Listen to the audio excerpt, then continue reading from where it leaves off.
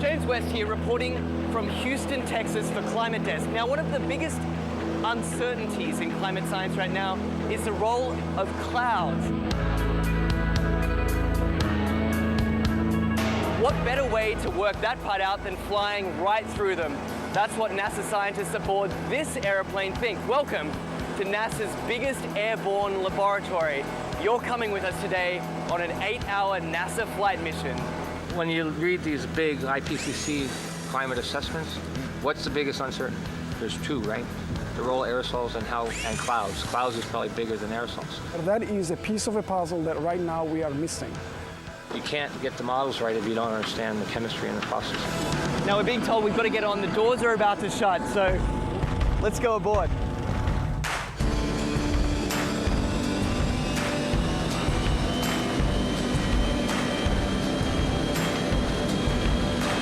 Every time you turn on the weather, every time you hear a climate change prediction, that information has to come from somewhere. And it starts by getting sucked out of the air from planes like this.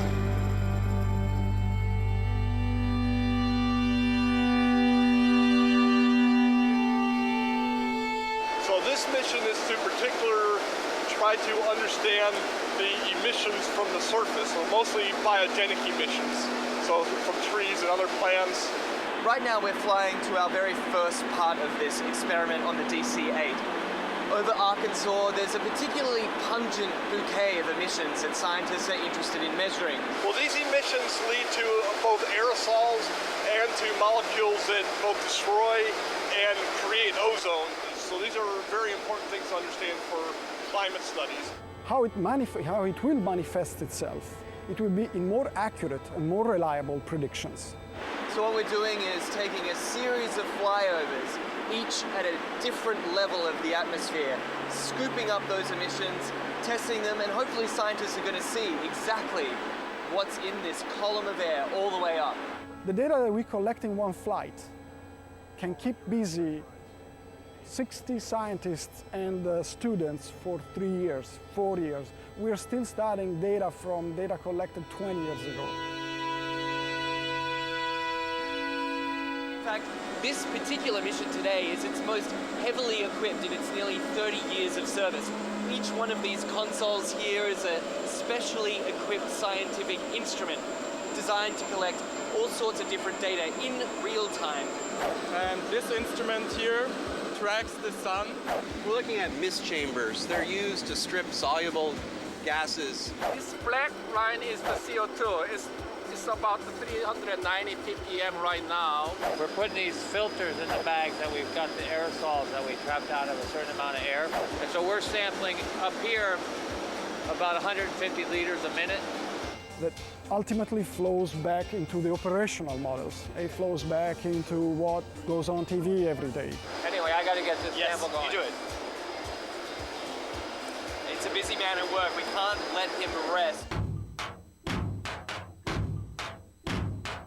Well, get this. We've just spent 2 hours crisscrossing this one cloud formation. In, back out again, back in again.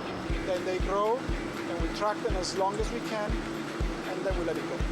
Even one cloud can hold a host of answers to the mysteries of climate change. The patterns of, where the clouds are, what type of clouds we see, what kind of weather systems they're associated with it, that'll all be shifting in a shifting climate, in a world with climate change. Then the big spark is this, is when we actually get the meat on the grill. And then it will be some time to process it.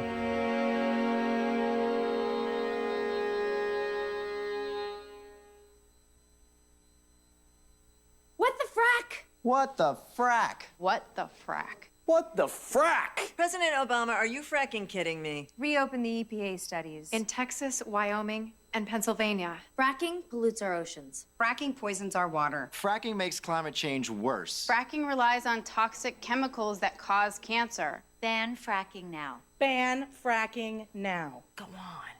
Ban it. Ban fracking now. Please.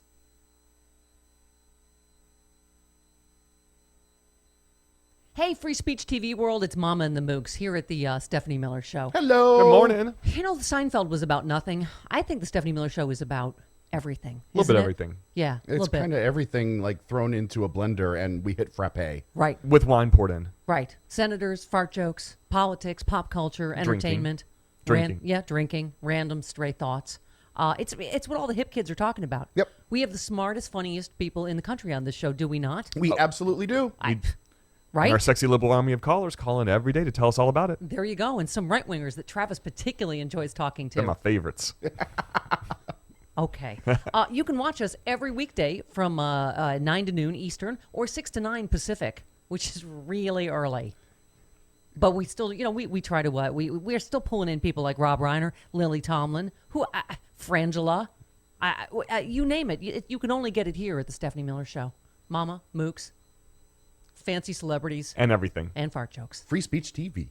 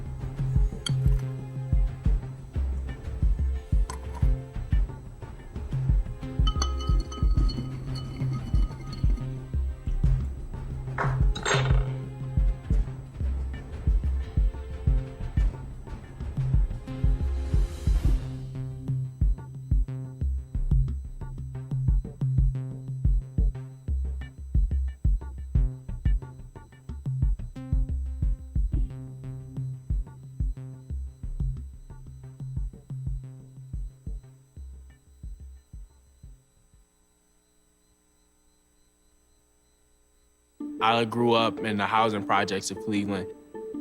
I didn't even know that life could be any better than it was. Education for me has been a way to get away from the agony of what was normal life.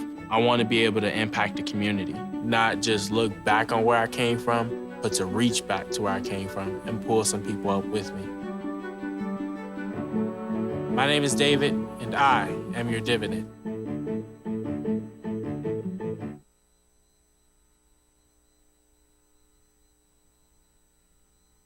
Came here to Foster City, where we're going to watch UC Berkeley, a University of California SWAT team, do a hostage rescue scenario.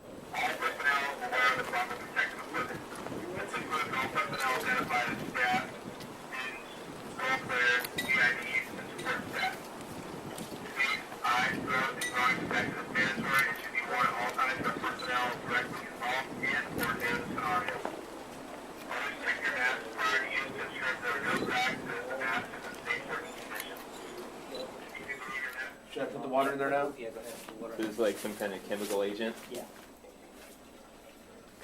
Copy, we're ready.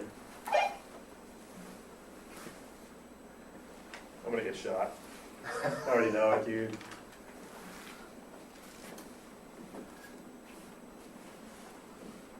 Fiend's yelling at me. Help me. Shoot your hands. Help me. Shoot your hands. Back away. Gentlemen, we have a chemical. We need to pull our person out. Get these guys out of here. Pull them out. Put your hands on your face. Put your hands on your face. Keep him covered.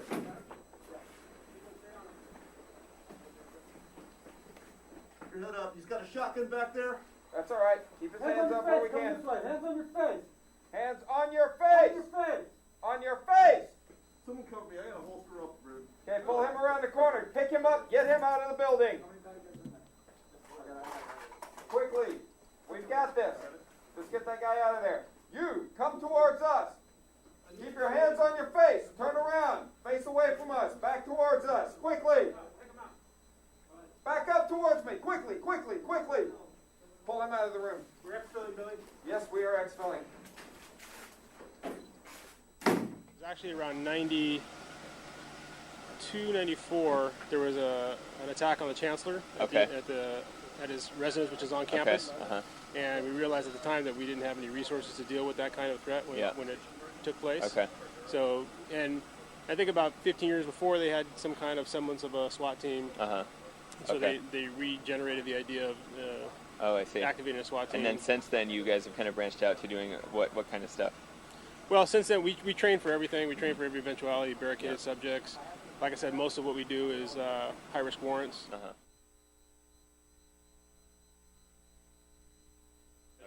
And it's something like it could be like a mugging kind of thing, just like on the street. Depends. Or I mean, like a mugging, but if it's armed, particularly. Right, an armed mugging. Yeah. Right. Exactly. And then obviously we're looking for training for anything else. That we might be faced with. And that's what's great about Urban Shield is we couldn't duplicate this on our own.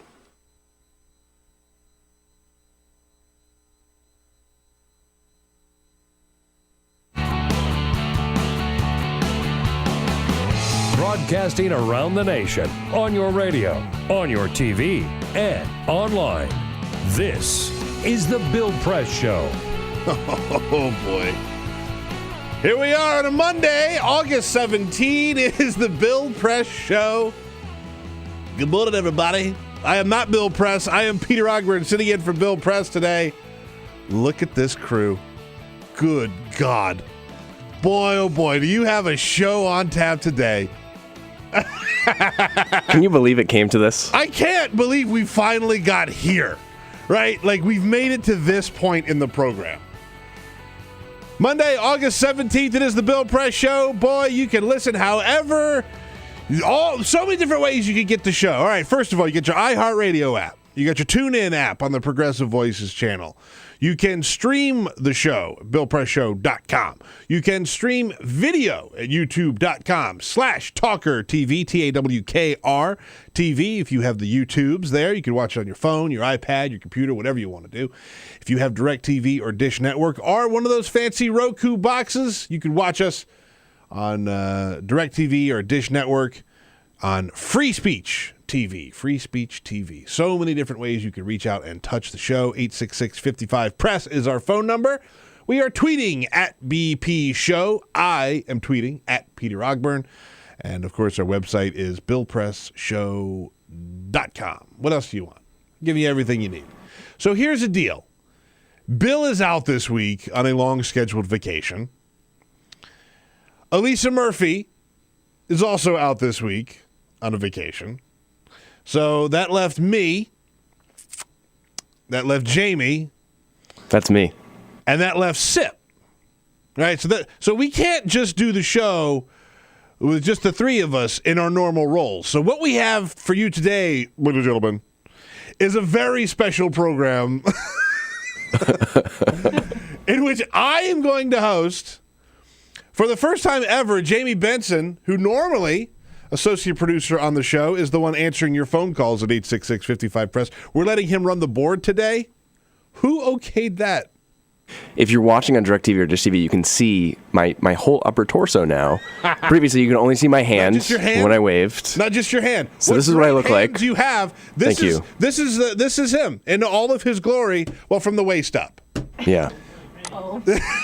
Yeah, not wearing pants. Never wear pants. Jamie Benson is running the board today, but have no fear if you call us at 866-55-PRESS, 866-557-7377. The voice you hear will be that of Ray Rogers, who is standing by. There's the hand. There you go. Good morning, Ray. Thank you. I taught her how to do that. Yeah, right? I could totally tell that is a Jamie Benson way. Ray, it's always nice to have you here. And Sip, it's just you and me, buddy. Cyprian Boulding running the video operations here. He's here. He never gets a day off, right, Sip? Except one of these days we're going to have him host. Yeah, that's right. Yeah, the roles will be completely switched. Stay tuned later on when Jamie hosts. I screen the calls and Sip runs the board. That's it. And then we'll make Ray run the video stuff. You know how to do video stuff, right, Ray? No, you do now. She'll figure it out. Yeah. You figure it out. Ask Cyprian. He'll tell you. Did you have a good weekend? I had a fantastic weekend. Yeah? Look at you with a fantastic weekend. It was hot as all heck here in Washington, D.C. It was a little warm as shit. But I found a way to cool off literally every single moment of the weekend. Is that right? Yeah. What'd you do? So Saturday, I went to Marvin, the 14th and U here in Washington, D.C. Work with a little crew called Rock Creek Social Club. We have an event called Grilled Cheese Social. 6 different types of grilled cheese, drink specials, a DJ, spinning tunes. Nice. All day. Some cold beverages, I'd imagine? A lot of cold beverages. Yeah? I won't go to the extent. I won't tell you the number. A lot of cold beverages. We had some fun, though. There you go. Yeah. I had a good weekend. You want to hear about it? I want to hear about your weekend. I'm gonna tell you anyway. Well, I was going to come out to this thing, this Rock Creek Social. Right. I'm so excited. I had big plans for the weekend. I was going to go to that. Mrs. Ogburn and I were going to grab an early dinner, and then we're going to go see Book of Mormon. Right? Sounds splendid. Good Saturday. I got working, right? Now, here's the deal about my nanny. Right? I know she's not listening. Sweet girl. She's not up this early. Come on. Well, she went to bed an hour ago. I was going to say, she might still be up. I like my nanny a lot. My kids love the nanny, right? She's great. A couple things you should know about my nanny. She has blue hair, which, okay, fine. No judgment at all from this guy. She has several tattoos. Again, I didn't know about the tattoos. Zero judgment. Okay. Zero judgment. I have a tattoo. I don't care. She also, over the summer, just kind of ghosted for a couple of weeks to go to Bonnaroo, which you put all those together, and now I'm starting to be like, I'm not so thrilled. So made an interesting decision. So we had this great day planned, but you know what else happened this weekend? The band Fish was in town, which... People still go to see Fish. Can you believe that? I've been to a couple of Fish concerts, by the way. I stopped going when I was 23. Yeah, that sounds right. How old's your babysitter? Here's the thing about my babysitter. I don't know. She's one of these people that could either be like 20 or 45. Oh, no. I honest to God, I don't know. I really don't know. The Fish thing is sort of a tip-off. Like, I think she's got to be younger, but I honestly cannot tell. She's one of those types. You don't want to ask. It'd be weird. It's too late now. Yeah, it's too late. She's been our nanny for like a year and a half. I couldn't possibly ask her now. But a Fish concert? Really? And Fish did 2 nights. So they did Saturday night and they did last night. Is this in Merriweather? Yeah. In Columbia, Maryland. Which is a great place to go see a show. I was just there. But to go see Fish, I think if you are over the age of 25 and you go to see a Fish concert, you should probably, you should probably be arrested. Yeah, you're probably a terrible person. I know there are a lot of people. It's a bold judgment call there. I'll judge hard on a Fish concert. I saw a bunch of people, reporters, grown reporters that we have on this show sometimes, are posting on Twitter how proud they are. At a Fish concert, night 2, baby. No. No. We don't trust reporters. Come on. No. You report on politics in Washington, D.C. You don't get to go to a Fish concert. That's right, Sip. Sip's laughing. Oh, you know I'm right. I went to a Fish concert one time many years ago. You walk through the parking lot, you see all the wackos out there, right? And I'm not. I should say wackos. I don't want to judge too hard, but there's this one guy. He comes up to me. He goes, "Hey man, take this," and just handed me this like ball. No. Well, I did. It was not a. It was a bad idea. Okay. I don't advise that you ever do that. Just let you know, you won't be running for political office anytime soon, given the fact that you just said that on air. That's been fairly well established. But no, eating just a rando goo ball in a parking lot of a Fish show, that will disqualify you from running for office. It was terrible. I'll never go to another Fish concert ever. Well, you learned your lesson. That's what's important. Yeah. Have I? But you know what I did do instead is we went to the Montgomery County Fair. Hey. We went to the fair yesterday. A lot of fried food? Lots of fried food. Okay. I become, my inner redneck comes screaming out when I go to the fair because I love the fair. We were in the fair for maybe 90 seconds, and I was like, we got to get a corn dog. So we got a corn dog right off the bat. That's the only thing I ate there, by the way, because everything else is crap. I mean, the corn dog is crap. Corn dogs are terrible. Corn dogs are terrible, but they're a good kind of terrible, right? But like, don't get a burger at the fair. Ugh. No. Or one of those Italian sausages. You know what that is? That's rat meat. Oh, come on. Yeah. At the fair?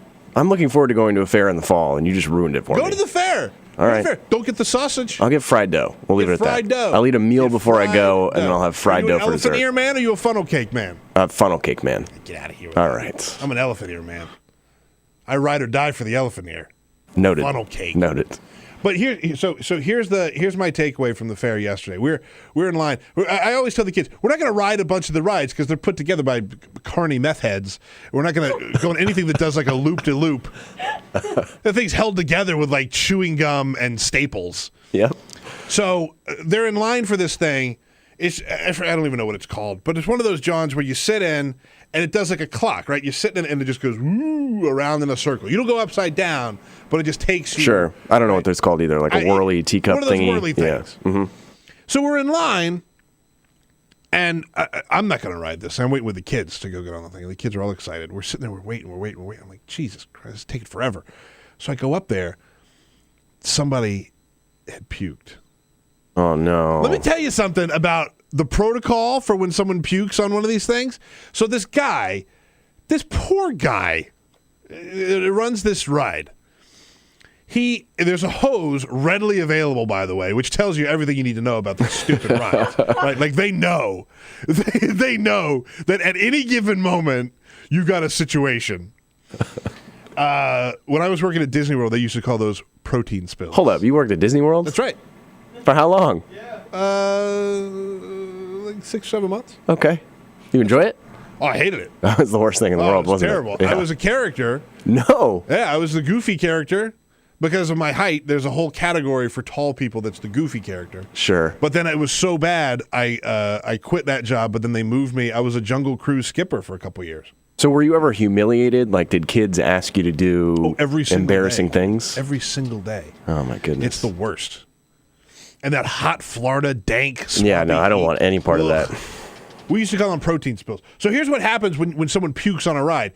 The guy gets the hose. He sprays everything down, right? Like everything. Sure. So the whole ride is soaking wet, and then he gets like a squeegee, and he pushes off, and then he runs the ride spraying this nasty vomit water. Oh, no. All over everything, and like cleaning it out. And he's like, I'm watching it, and it goes up.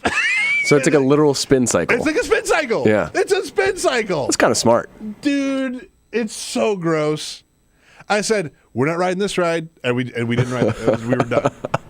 Kids were like, what happened? The ride is malfunctioning. But overall, a good day at the fair. It was a fine day at the fair. Mm-hmm. It was a fine day. I saw you use Periscope at one point. For the pig races. Yeah. They had the pig races. They got the little pigs. They race them around.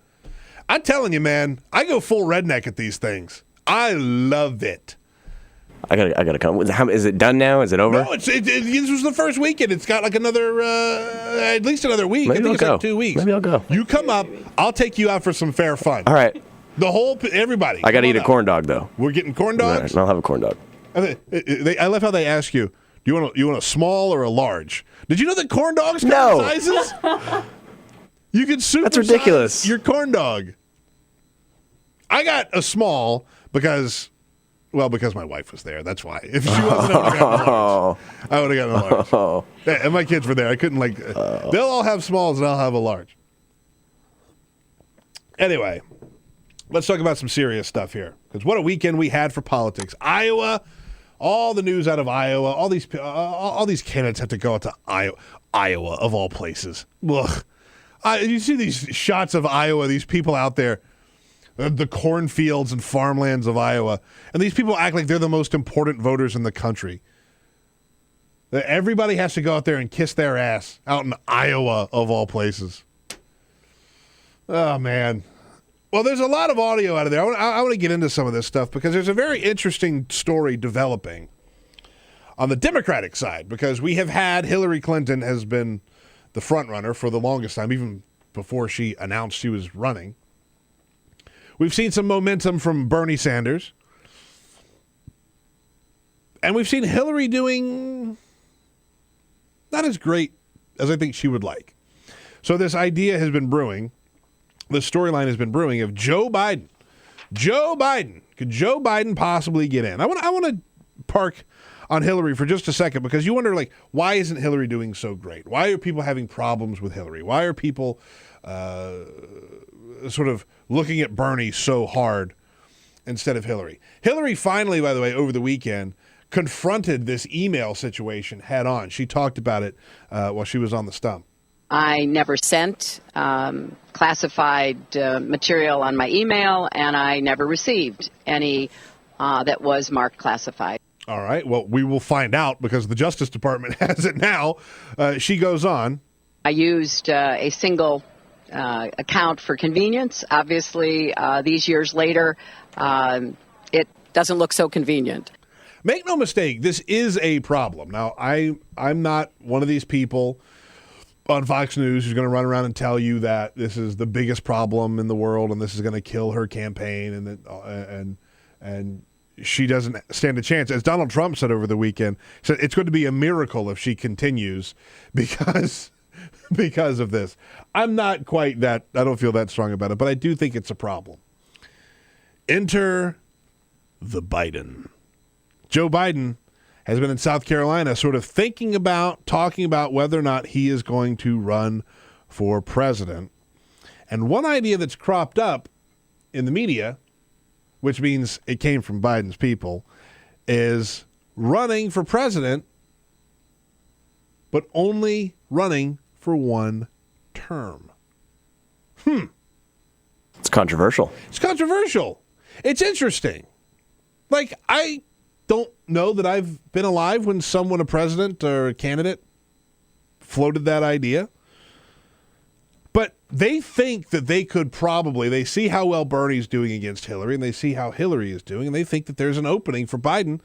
And look, Biden's no spring chicken. He's been in the White House, or been working with the White House for coming up on 8 years. That's a lot of Joe Biden. I think they realize that, and if they're saying maybe one term, then maybe they've got a shot here.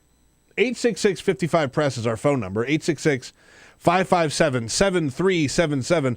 You know, I can't do this show without you, the callers, so please give me a call, 866-55-PRESS, 866-557-7377. Does Joe Biden have a shot?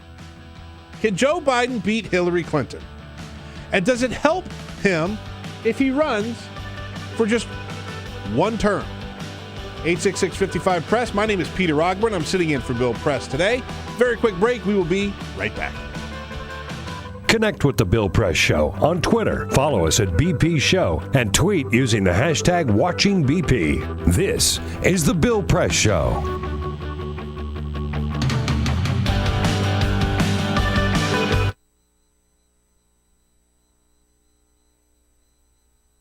Silicon Valley's Santa Clara County is often portrayed as a role model for the rest of the country.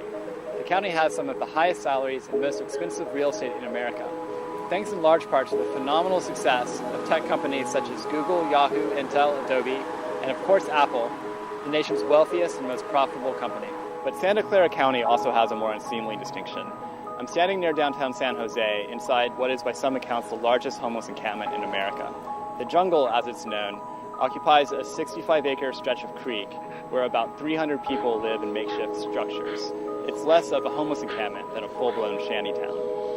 This being the largest homeless encampment in the United States, and with us having Silicon Valley with Steve Jobs and all this cash, we're not supposed to have this kind of homeless problem. You know what I mean? I done been shot with a pellet gun like 4 times, attacked with baseball bats, my house set on fire. This is like hell on earth. I mean, this is like something you will not see. You have to see to believe, actually. It's like fourth world conditions.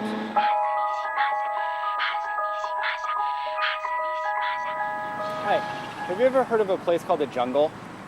Sorry? A place called the Jungle, have you heard of it? We're not making enough money really for conventional homes or housing, and we make too much money for subsidized homes. So we're kind of, floating between the oil and the water. We told the landlady here if it would be possible to continue staying here. She said, no, you got to go. I already rented it out. We went and loaded things into a storage facility, and it's still there. And all the campgrounds and things that we saw were too far out of the city. like KOAs and that sort of thing. So what we decided to do was to move into the jungle. So that's what we did. A few days ago, a woman named Lydia Hernandez was robbed inside of her tent. When she refused to hand over the money, the robbers slit her throat. When she still fought back, they bashed her head with an axe. She died a few hours later. Residents say that the police never come into the jungle, so they have to fend for themselves. There's no law down there except our own, right? There's no law. So we could smoke dope all day in the open. You know, the dope dealers ain't scared because, they're secure. We go to the Fairmont Hotel and have a brunch or do a philanthropy. That's not going to cut it. We need billions of dollars to go into the inner cities and go into the jungle. Silicon Valley, the Bay Area is known for its innovation, its progressive thinking. It's one of the most progressive pockets in the United States, if not the world, and certainly one of the wealthiest. If we can't do it here, it won't happen anywhere. It's got to happen here.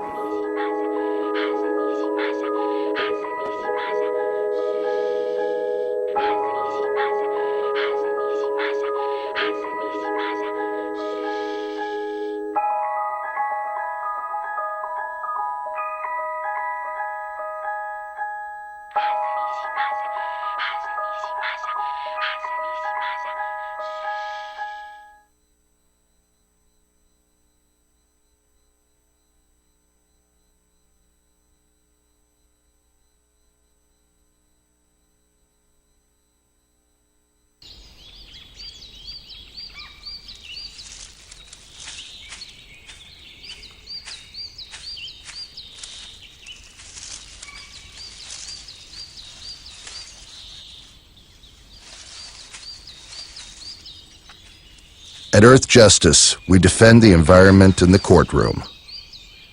Join our fight. When you take a seat, you take a stand.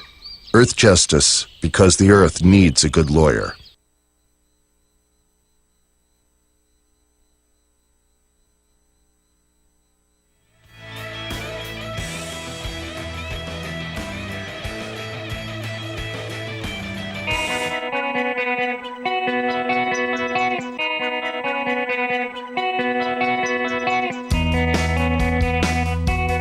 Connect with The Bill Press Show on Twitter. Follow us at BP Show and tweet using the hashtag WatchingBP.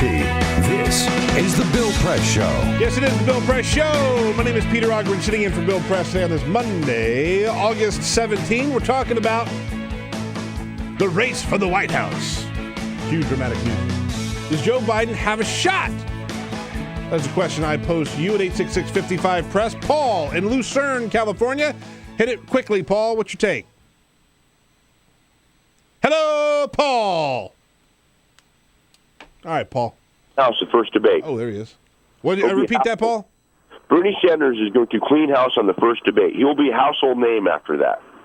I think Bernie's so strong right now. It's a good point. I think when he gets to the debate. But what's your take on Biden? You think Biden has a shot here? No. No? You don't think so? You're not alone in that. I think it would be interesting to see Biden get in. I really do. I think he'd be a good president. Yeah, of course. I mean, look, when you talk about all the stuff that the president has gotten done this whole time, a lot of the big things Joe Biden's helped out on. Look, you can't deny the vision of Barack Obama, but Joe Biden has been the one who has gone up to Congress and gotten things done. 866-55-PRESS is our phone number. Does Joe Biden have a chance? Should Joe Biden get in and promise to run for one term? That's the idea that's being floated. It's the Bill Press Show. My name is Peter Ogden. Stay tuned. This is the Bill Press Show.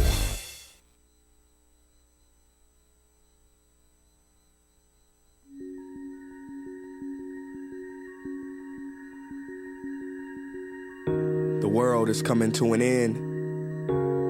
The air is polluted, the ocean's contaminated. The animals are going extinct, the economy's collapsed.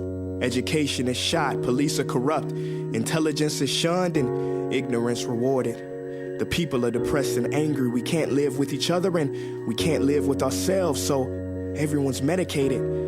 We pass each other on the streets, and if we do speak, it's meaningless robotic communication. More people want 15 seconds of fame than a lifetime of meaning and purpose, because what's popular is more important than what's right.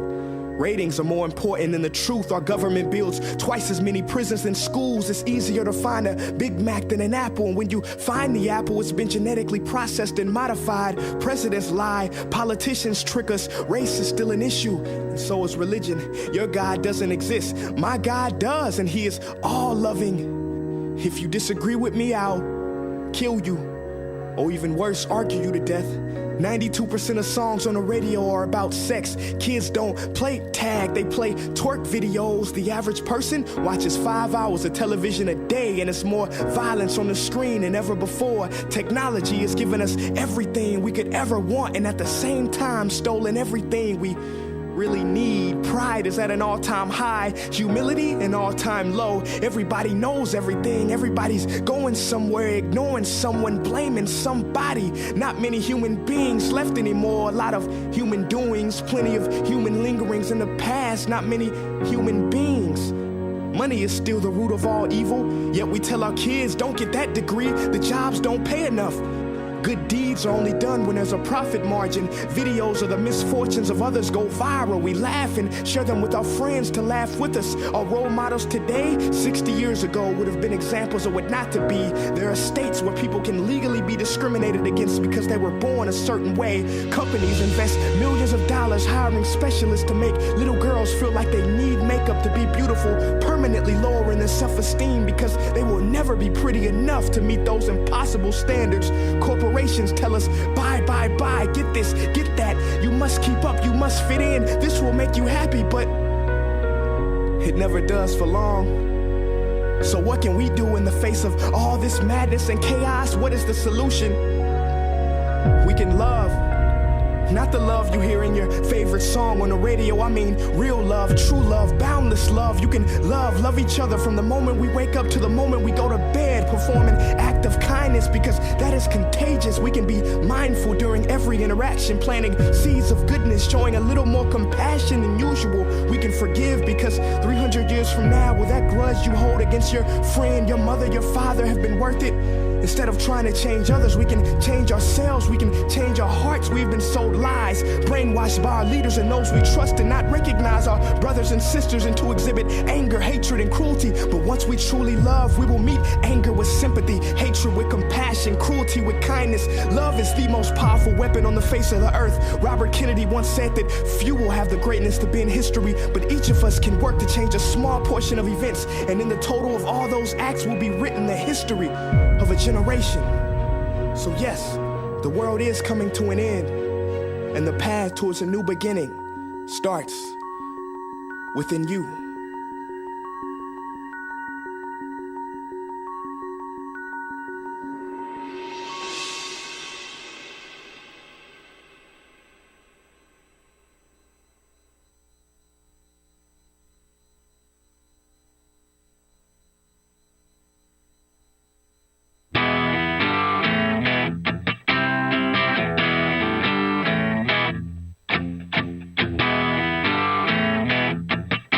On your radio, on TV, and online.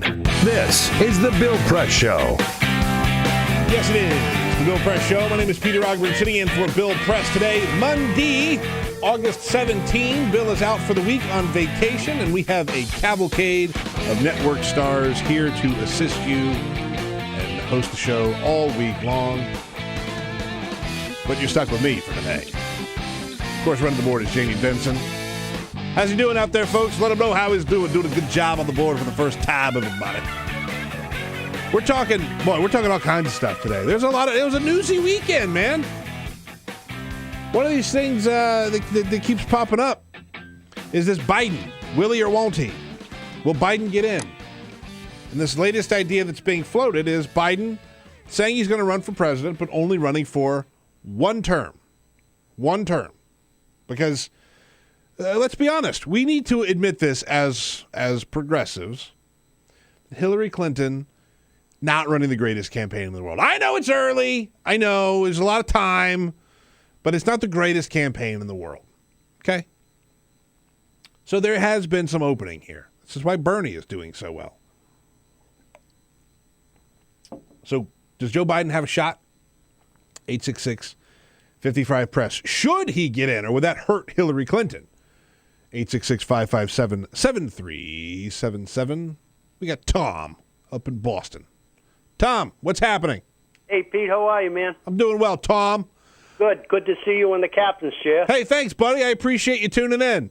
Yes, you don't start my day without watching you guys. You're the best, Tom. I appreciate it. The thing with Biden now, I don't think he has a chance of getting in, just for the reason that he wants to go for one term. How much can you accomplish in one term?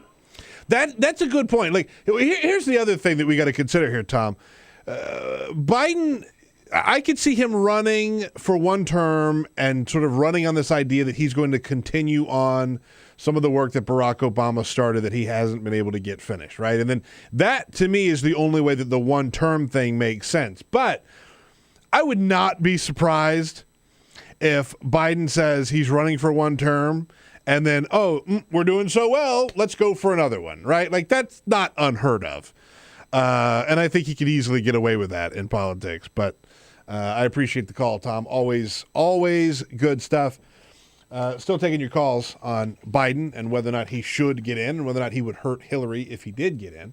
866-55-PRESS. But one other big name out there I wanted to talk about was Donald J. Trump, who was on Meet the Press over the weekends. And for once, he didn't phone it in, literally. He didn't call in on his telephone. He didn't exactly show up. He made Chuck Todd come to him and interview him on his private jet.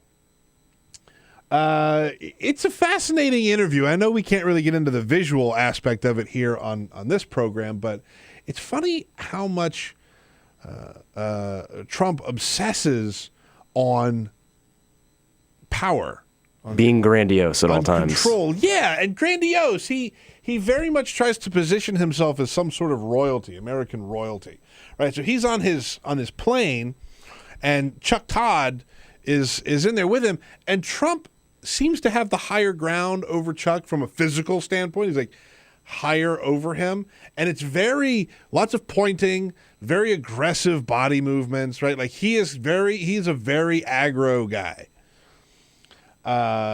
It's just fascinating to watch him dance around through this interview. This is the first time that somebody has really taken the time to put a hammer to nail on Trump and say, where do you stand on blank, right? How are you going to get blank done? He talked immigration. He talked abortion. He talked D.C. states' rights. Talked about Iran. Talked about Hillary Clinton. Let's just go through a couple of the little nuggets we got from Donald J.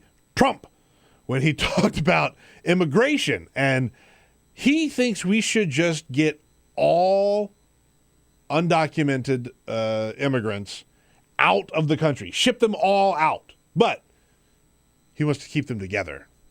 We have to make a whole new set of standards. And when people come in, they have to come in. You're going to split up families. Chuck, you're going to deport children. Chuck, no. We're going to keep the families together. We have to keep the families together. But you're going to keep them together out. But they have to go. What if they have no place to go? We will work with them. They have to go. Chuck, we either have a country or we don't have a country. I want that clip of just Chuck. Anytime someone's talking. Beef, Chuck. Chuck. On air. Chuck. He's like, it's like a nervous tick.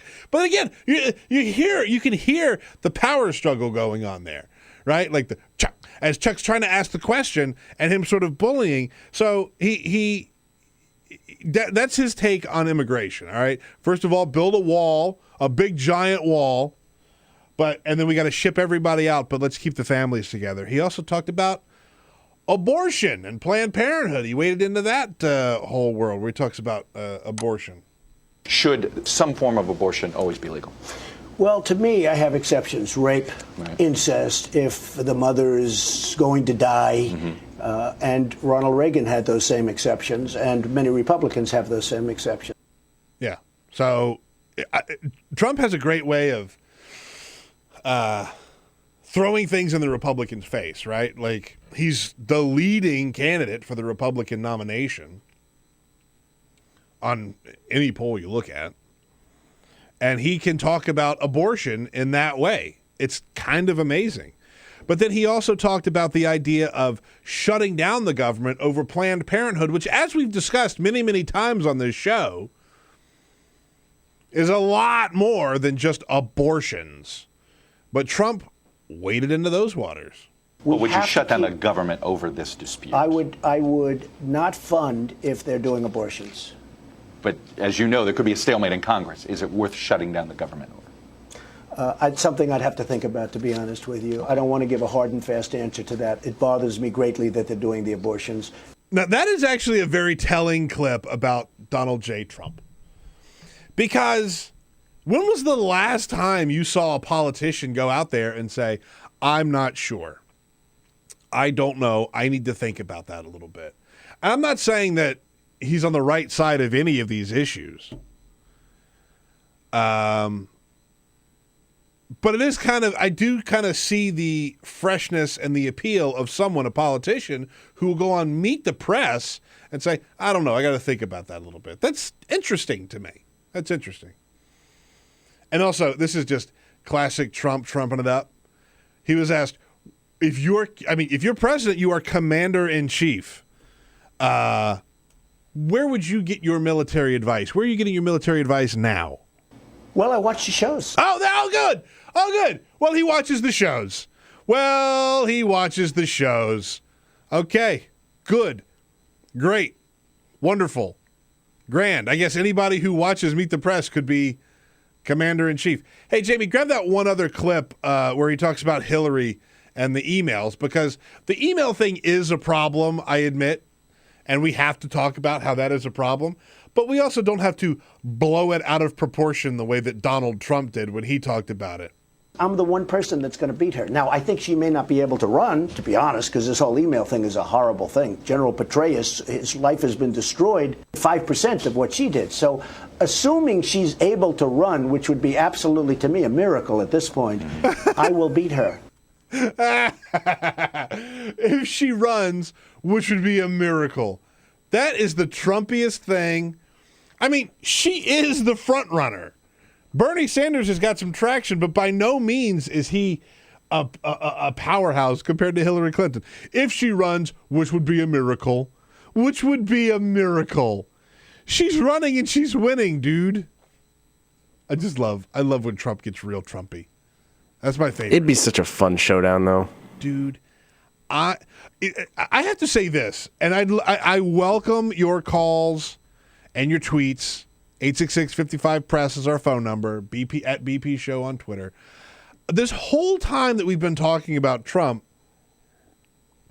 I've been thoroughly convinced that somewhere, somehow, some way along the line, Trump is going to say something that's going to cause him to spiral out of control, that's going to cause him to lose the support of this Republican base. Although I got to tell you, I'm starting to ask myself, what if he doesn't? Or what if this sticks? What if the Trump thing sticks? I don't know. I'm like, there's like a tiny, teeny little bit of me that's wondering, like, maybe he's going to get away with this. I don't think I believe it.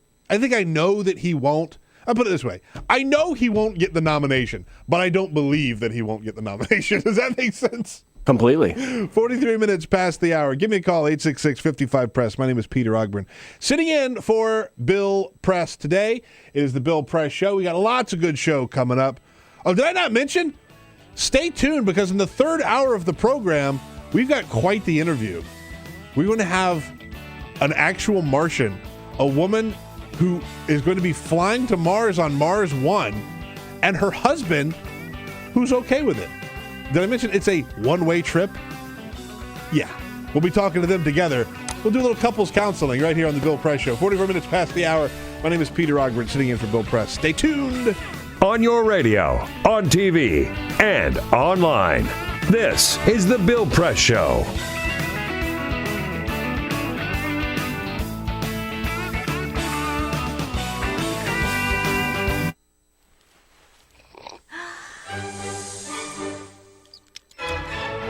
When I I started learning about nutrition, about which, by the way, much less is known than you might think, I learned that what mattered most about one's health was not necessarily the nutrients, good or bad, that you were consuming or staying away from, or even the calorie counts. But what predicted a healthy diet more than anything else is the fact that it was being cooked by a human being and not a corporation.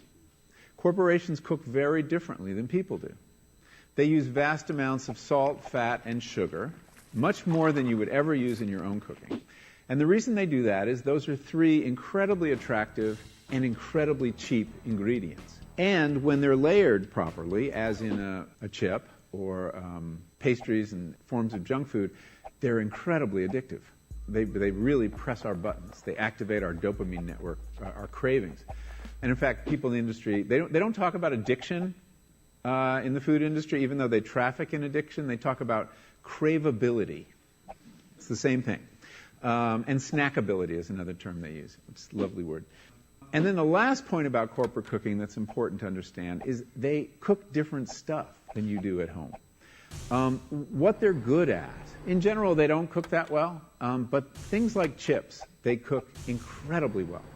And here's a classic food that if you make it yourself, if you've ever made French fries, you have to wash the potatoes, you have to peel the potatoes, you have to slice the potatoes, you have to fry them in a lot of oil, you have to spatter your entire stovetop, you have to clean up, and then you have this pot of oil you have to get rid of.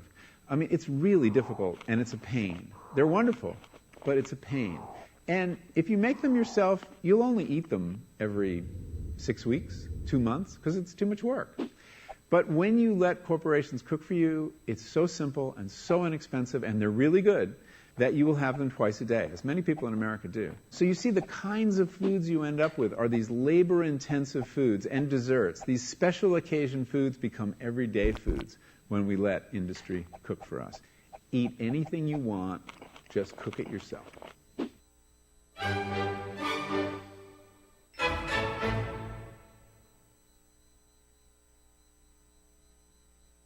So, I'm kind of new here, but I've noticed a trend. My human does this funny thing where she goes around and gets all my toys, and then she hides them in that basket by the door. You know, but it's always the same basket, and it's always in the same place. And then she acts so surprised when I find them, but, you know, she's putting them in the same basket. Again. It's like, hello? That's where you put it last time. You were the worst at hide and go seek.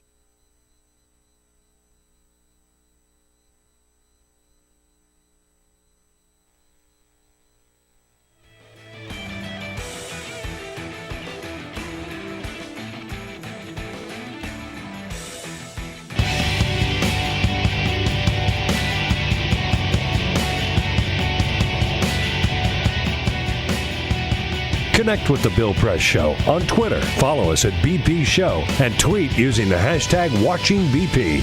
This is The Bill Press Show. It is The Bill Press Show, 47 minutes past the hour. My name is Peter Ogburn, sitting in for Bill Press today. Thank you so much for tuning in. We're joined now by the editor-in-chief for National Journal's Hotline, Scott Bland. He joins us just about every Monday around this time. You can follow him on Twitter at Hotline Scott. Scott, good morning. Thanks for being here, man. Good morning. Thanks for having me. So let's start off with, we were just talking about Trump. I thought that this Meet the Press interview with Donald Trump was pretty interesting. I think we got to see that Trump is a little to the right of a lot of conservatives on some issues and a little to the left of a lot of conservatives on plenty of issues. But what's your overall takeaway from Trump's interview on Meet the Press? Sure. Well, I think the big takeaway has to be from the immigration plan he rolled out, right? Mm-hmm. I mean, he basically left no room. And as you mentioned, he's been all over the place on any number of issues. Yeah. Immigration being one of them. But he basically left no room for anyone to get to the right of him on immigration. And you know, people talk a lot about the extent to which Trump is damaging the Republican brand overall, like potentially hurting, if someone else is the nominee, potentially hurting their odds of winning the presidential race next year. I honestly, you know, I don't know the answer to that. I think it might be too early to tell, frankly. But it's stuff like this when he dips into the policy instead of the personal invective and that threatens to create that kind of situation. And this is going to be a major talking point for months now. Immigration is a hot button that's not going away, and he just kind of totally has kind of taken over that conversation over the last couple months, and this policy rollout kind of ensures that will remain to be the case. Yeah, no, it was fascinating to see how he went about this, and even in the policy stuff, he very clearly remained Donald Trump. He just kept saying over and over again, they have to go. We will work with them, but they have to go. And he says things like, we either have a country or we don't have a country, which is an interesting talking point for Donald Trump. And I hear these things, and I think, boy, that's kind of a kooky thing to just keep saying. Essentially saying we have to throw them all out. There was a point where Chuck Todd asked him about families. What if they're here and they have children? And he acts compassionate and says, "Oh well, we will obviously keep the families together, but they have to go." And so I hear things like that, and I wonder if that really is going to hurt Donald Trump with the Republican primary, because it seems like everything that we've thought may hurt him at some point has not hurt him at all. I think this will probably just continue to help him.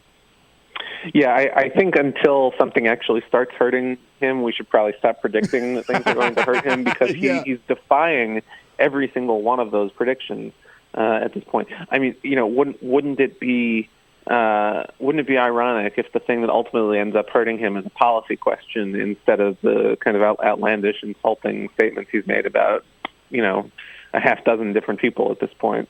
Yeah, I mean, I have to think through all of the bluster, right? People at some point are going to expect some real detail from his big, bold, loud plans. So, yeah. Sure, and I think we're starting to see that rolling out, and I believe taxes are kind of next up in terms of what he's going to be rolling out some more detail on. It's going to be very interesting to watch. Yeah, no, the tax stuff is going to be great.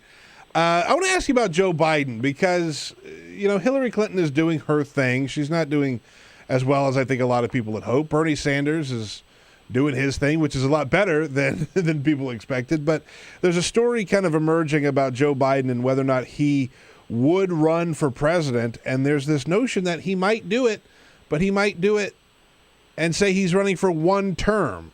What are your thoughts on that, Scott? Yeah, that seems similarly silly to me to Lawrence Lessig saying that he would run for president and be president for half an hour as long as he got all his stuff done and then turn it over. So I really don't know what to make of that. I think the most interesting part of this kind of Biden bump that we're seeing, at least in the news media right now, is that this potential plan that's coming together for Joe Biden is right out of the 1980s when he made his first presidential run. He's made no preparations whatsoever to put together a leadership pack, to put together kind of pre-campaign staff or coddling of donors or coddling of voters for that matter. There's just seems to be this idea that if he decides to do it, he's just going to snap his fingers and go sometime in the next few weeks, I guess. Which is, in this modern era of campaigning, even before the Super PAC era in 2008, you still had, if you go back and look through FEC filings, Hillary Clinton and Barack Obama had two of the most active leadership PACs in history before they ended up running for president in 2007. So, it's a little bit of a convention-defying planning situation going here if he does actually run for president. I think that's why a lot of people remain skeptical that he actually will pull the trigger. Yeah, it's something we haven't seen here in recent campaigns. So if it does happen, it will be very, very interesting. Scott Bland, editor-in-chief for National Journal's Hotline. Thank you so much for joining us, Scott. I appreciate it, as always. Thank you. Follow him on Twitter @Hotline Scott. My name is Peter Ogburn, sitting in for Bill Press. Very quick break. We'll be right back. On your radio, on TV, and online. This is The Bill Press Show. What gets you into college? Good SAT scores? High GPA? Lots of extracurriculars? Sure, but what you really need is money. If you don't have the cash, you'll need a loan. And we mean huge student loans because the cost of college has risen 1,000% in the last 30 years. This means big money for the banks that collect fees and interest. Now, millions of young people are starting their adult lives with an average of $29,000 of loans on their backs. Altogether, we're talking $1.2 trillion in student debt. And more people are finding it impossible to pay them back. Welcome to the student debt crisis. The increasing demand for higher education and cuts to state funding gave colleges a huge incentive to keep inflating prices. I graduated about a year ago, currently in $35,000 of debt. I am in debt about like $25,000. I owe $23,000. I owe over $50,000 in student loans. 38.8 million Americans owe money on a student loan. And the biggest names in banking are making huge profits off the booming student loan industry. Sallie Mae, the largest provider of private student loans, made $949 million last year. They only give you about 6 months to look for a job. You have to start paying back the loan. It's very pressuring, especially nowadays. It's very hard to find a job.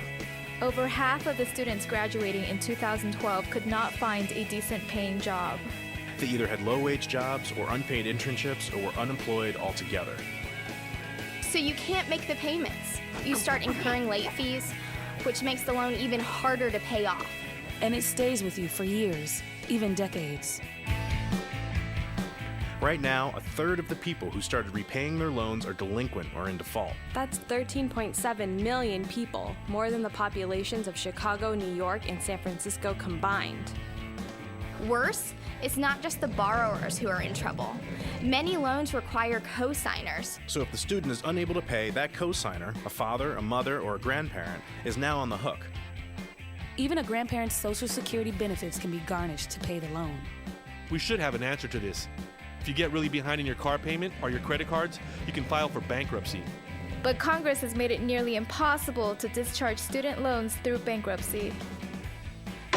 Big institutions make big profits while students try to make ends meet under crushing debt.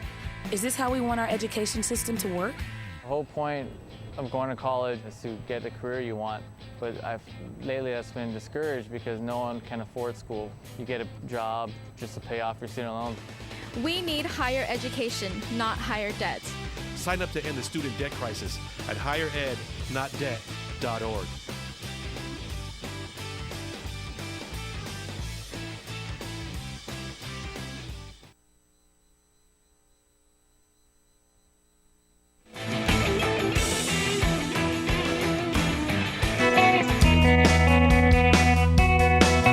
Seen on Free Speech TV and online on TawkrTV. This is the Bill Press Show. It is the Bill Press Show. My name is Peter Ogburn, sitting in for Bill Press today. I need to mention this because this is a big story, and one of these stories I just absolutely love. Milwaukee Brewers rookie affiliate in Helena, Montana. They have a star player on the team by the name of David Denson. Probably going to be playing some Major League ball here soon for the Brewers. 20 years old.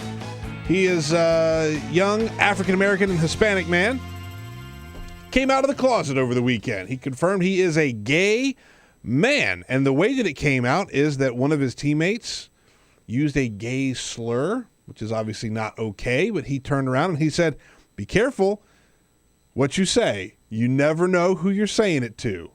And then told him he is a gay man. He played yesterday to a rousing applause when he was introduced. The fans certainly have his back, so good for David Denson of the Helena Brewers. We'll see him in the Major League soon, and I look forward to getting a David Denson jersey. Not a big fan of the Brewers, but I'll wear a David Denson jersey. My name is Peter Ogburn, in for Bill Press. Quick break, we'll be right back. This is the Bill Press Show.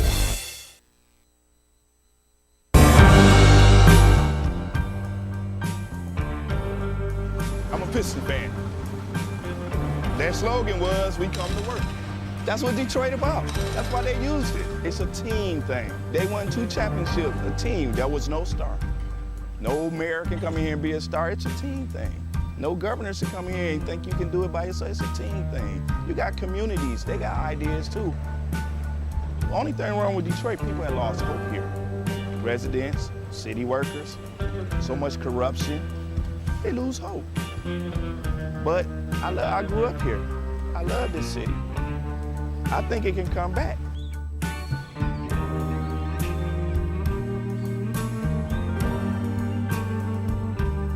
I've been working for the city 24 and a half years. Within the last 10 years, we've took 4 pay cuts, and then an additional 10% wage cut. I've lost a home. When you take all of the decisions out of the city of Detroit, all of us, then what do you have? Exactly what we got, a lot of problems. Every time the city seems to fall into a problem, it's always on the backs of us workers. You wake up out of a dead sleep and you jump behind the wheel and take off driving and try to get everybody there safe, not knowing really what you're pulling up to. I'm not eligible for Social Security, so the pension is my sole salary at this point. We've been in business here 39 years. We've seen a lot of changes in Detroit. The area was a lot of industry, a lot of city workers. It's getting very tough for the city workers. It's getting tough for us as a business people. Response times are increasing because of the closing of companies, which takes your insurance rate through the roof. So all the things that affect us affect the citizens. I worked for the city in different capacities for 29 years. I feel like an old jacket. You use me up and they throw me away. In my condition, nobody's gonna hire me. I'm 68 years old. Half the times, I can't get my blood pressure medicine. It's either feeding myself, blood pressure, or paying bills. $754. By the time they take all the deductions for I have my car insurance, my house insurance, and my health insurance taken out. So the time they take all that, I'll get about $300 after they take all that out. I don't understand it. I can't see how the governor is allowing this to happen and what they're doing and they want to blame it all on the seniors. Not only the seniors, but the city workers. And we worked hard. I know I worked hard. I've been in Detroit since 1946. I was 14 years old when I came in. I don't live large at all. I wish I could. I don't know when the last time I've been shopping. I only get $1,100, and I'm 81 years old, and I need every penny that I can get and that I do get. And I'm very, very upset about the idea of them taking away my pensions that I worked 30 years for. I think it's terrible that they talk about Detroit like they do, because Detroit has been very good to me. I have a lot of city workers coming in with their uniforms on, Detroit Water Department, Police Department, Fire Department. I get a lot of people, the Border Patrol come in. So if I lose that customer base, I'm going to be in a position where I might have to close down. If they take away their pensions, if they start cutting jobs, it's going to cut into a large percentage of not only our business, but other businesses that are in the city of Detroit. We're here. We've been here for 26 years. We're still trying to do business in the city. Detroiters are survivors. They tough. They adapt. But only can do so much when your politicians ahead of you and we're not on the same team. We're not going to let Detroit be erased, bulldozed, or wherever. We're going to fight to the bitter end. Detroit going to survive.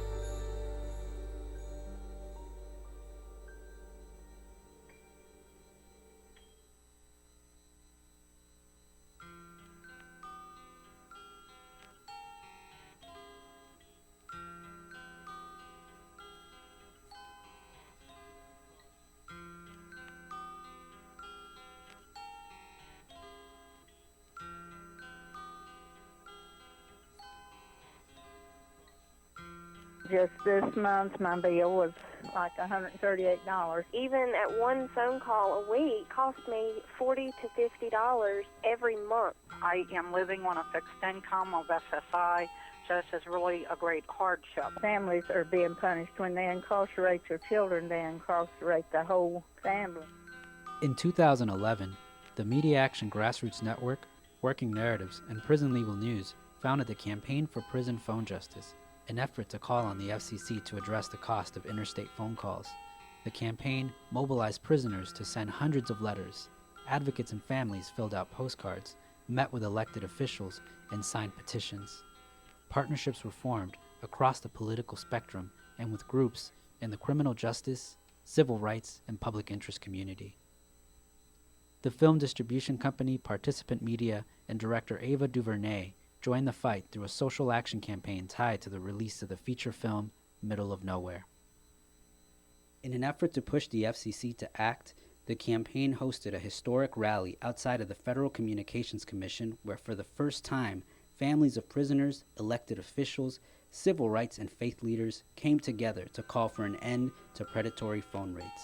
We're all held captive when predatory phone companies gouge our families. My son has been incarcerated now for over 10 years, and my husband estimates that in the time we spent over $25,000 on prison phone calls. My hero's not yours, you probably arrested them. Your schools probably neglected them. They spawn thoughts, you probably infected them. Feed us what you feed us, you can lay us next to them. FBI call it major crimes. Babies making babies cry.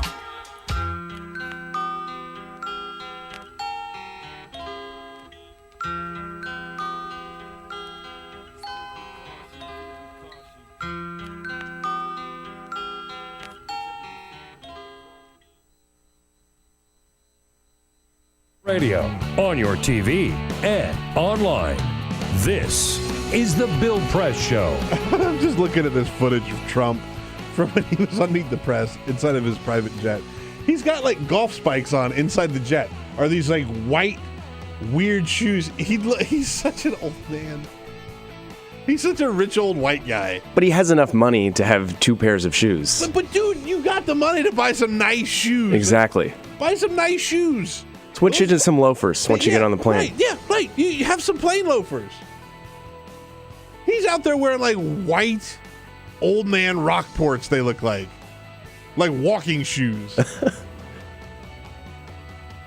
Hi there, my name is Peter Ogburn. I'm filling in for Bill Press today. What a show we have in store for you. My goodness. You're stuck with me all day long. You can watch us on Free Speech TV. That is on DirecTV or Dish Network. You can watch us on TawkrTV, which is at youtube.com /TawkrTV, TawkrTV. That's how you spell talker around these parts. You can also listen on your favorite progressive radio station. You can stream audio at BillPressShow.com. You can listen to us on your iHeartRadio app or on the TuneIn app using the Progressive Voices channel. How about that? Why don't we get all the plugs out of the way? Go like us on Facebook, Facebook.com/BillPressShow. And, of course, you can follow us on Twitter at BP Show. You can follow me on Twitter at Peter Ogburn. I will be your humble host for the rest of the program today, as Bill is out on vacation. But it's not just Bill. Elisa and Bill didn't go on vacation together. But Elisa is also on vacation, which means we have ourselves a new board op. Running the board, Jamie Benson. You said that with a little bit of disappointment in your voice. No, just a little bit. No okay. Disappointment. All right, just want to make sure. Trepidation, fear, maybe. Yeah, a little bit. Not disappointment. A little bit. Good morning, Peter. Good morning. Nice to have you here on your maiden voyage of running the board on the live Bill Press Show. How you doing in there? First hour okay? Thanks for having me. Only one colossal screw up. So as Tom from Boston said earlier, you're in the captain's chair. What is this, the skipper's chair? That's the skipper's chair. I'm in the skipper's chair today. You're in the skipper's chair. Feels good. Yeah. If you call us at 866-55-PRESS, 866-557-7377, we have the wonderful Ray Rogers here to screen your calls. Give her a call. She gets awfully lonely over there, and she loves to hear from you. You're in the skipper's chair. What chair is she in?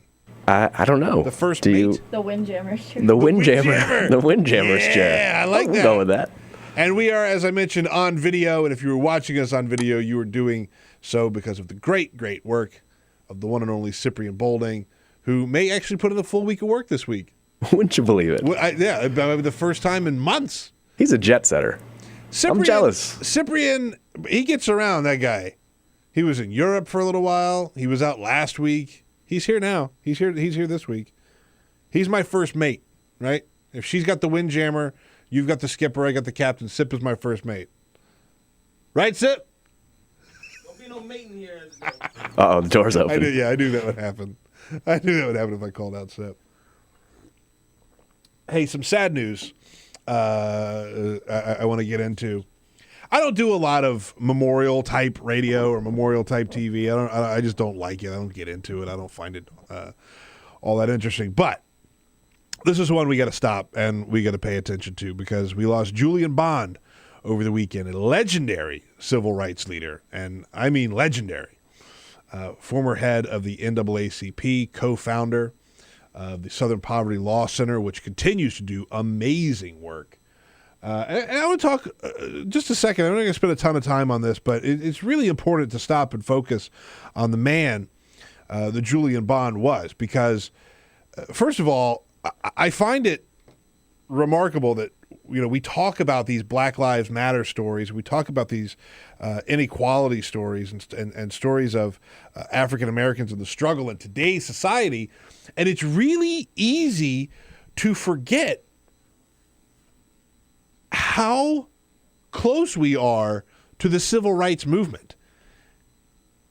Like, there are still people who were very active in the civil rights movement who are still with us today. Julian Bond is a reminder of that. He died at 75 years old. Not terribly old. Still, I mean, it was very, very influential in a lot of different movements, in the Black Lives Matter movement, also in the gay rights movement. We'll get into that here in just a little while. But it kind of blows my mind when you think about the racial inequality and you look at the race problems that we had in the 60s, how, in the grand scheme of things, it was not that long ago. We are not that far removed from that kind of racial inequality, that kind of racial hatred. It really, folks, you got to stop and think about how close we are to that. And this Julian Bond passing is a good reminder of the work that's been done, how far that we've come, but how much farther we still have to go if you just look at the timeline of things. Again, 75 years old. Julian Bond was also one time on Saturday Night Live. I did not know this. But he was on with Garrett Morris. He hosted that show. He hosted the show. The whole show. Yeah, he hosted the entire show. Julian Bond hosted the entire show, head of the NAACP. And he did a very funny piece with Garrett Morris, where he sat down with Garrett Morris. They've been saying that whites are smarter than blacks for hundreds of years, baby, right? And we have only had these IQ tests for, 20, 30 years. Now, how did the IQ of white intellectual superiority originate in the first place? Well, that's a very interesting point. My theory is that it's based on the fact that light-skinned blacks are smarter than dark-skinned blacks. Julian Bond, a fairly light-skinned African-American, putting that out there. Really funny that he would go there. I mentioned all the work that he did. He was integral in the civil rights movement, in the anti-Vietnam War movement, and most recently, and I find this very telling for a lot of folks who are still wanting to remain in the public eye, who did fight for civil rights. When you're talking about civil rights, you're talking about civil rights for everybody, including gay Americans, which is what he talked about in 2009, Julian Bond. Black people, of all people, should not oppose equality, and that is what gay marriage is. By the way, you kidding me with that voice? Incredible. How great is that voice? Oh, man. Like I could go to sleep listening to that voice. That was a voice and a half we lost out of Julian Bond. And it's interesting to point out one more note on this. When he passed away, he died in Fort Walton Beach, Florida. His nurse was a gay man, and he went to Julian Bond's wife and just said, I want to thank you for all the stuff that he did for speaking out for gay rights in his later years. So what an impact that guy had, not just on African Americans, but on all minorities here in this country. We will miss Julian Bond. That is for damn sure. All right. Let's talk some politics really quickly, because I know everybody's going to get mad. He's piling on Hillary Clinton again. I got to put this out there because we talked about this. We talked about the importance of it. And we also talked about why and how the Republicans would use this email situation with Hillary Clinton against her. So here we are. She had to turn over her email server after saying that she wasn't going to. She turned it over to the Justice Department. And the Washington Times this morning is reporting that her email server has been flagged for 60, as of yesterday, 60 different times that she shared classified data in her email server. Oh, boy. Here we go. Here we go. I mean, 60 is a lot, all things considered, but it's also below 100. I mean, you get the glass half full award, I guess, Mr. Benson. Thank you. Look, you're right. She probably sent thousands upon thousands of emails while she was Secretary of State. The point is that to have it on a private email server like that is not okay. And it's just not. And more than anything, the optics of it are pretty terrible. When you've got this story coming out about how many classified items she was sharing on her email server, that just adds fuel to the fire of the hate Hillary crowd, which we are not a part of. I'm just saying it poses a real problem. Tell me how you feel about that at 866-55-PRESS, 866-557-7377. So Hillary actually realized that she was going to have to speak about this over the weekend because she's been running from it, which is something that her campaign does. She spoke about it over the weekend. I never sent classified material on my email, and I never received any that was marked classified. Well, now that certainly doesn't jive with what the Washington Times is reporting. So we'll see. She goes on, though. I used a single account for convenience. Obviously, these years later, it doesn't look so convenient. I guess not. I love that this is what's guiding her how she communicates in a public office. Well, it was convenient. I'm sure it was. iMessage is awfully convenient. I hope nobody's sharing secrets over that. I'm not trying to pile on to Hillary. My goodness. My point is there's a way to do things, and there was a way that she should have been doing things, and she didn't do it. 866-55-PRESS. Does that hurt Hillary? The other thing is this opens the door for people like the Republican frontrunner, Donald J. Trump. After I saw the Vine of him saying his name as Donald J. Trump, I can't say his name any other way. Looks like he's chomping at the bit. He's so angry even when he says his own name. He's like a nutcracker. Yeah. You know what I mean? With his jowls, there's a jowl thing happening. Yeah. He spoke about Hillary when he was on Meet the Press over the weekend, and he talked about what this email thing could mean to her run for president. I'm the one person that's going to beat her. Now, I think she may not be able to run, to be honest, because this whole email thing is a horrible thing. General Petraeus, his life has been destroyed 5% of what she did. So assuming she's able to run, which would be absolutely, to me, a miracle at this point, I will beat her. Assuming she's able to run, which would be a miracle, according to Trump. I just love that. That is so Trumpy. That's just mad Trumpy. 866-55-PRESS is our phone number. The other thing that I think was interesting is Bill Maher actually picked up on the Hillary Clinton campaign. I think it's safe to say she hasn't had the greatest campaign so far. There have been some stumbles and bumbles. Bill Maher has a solution, though.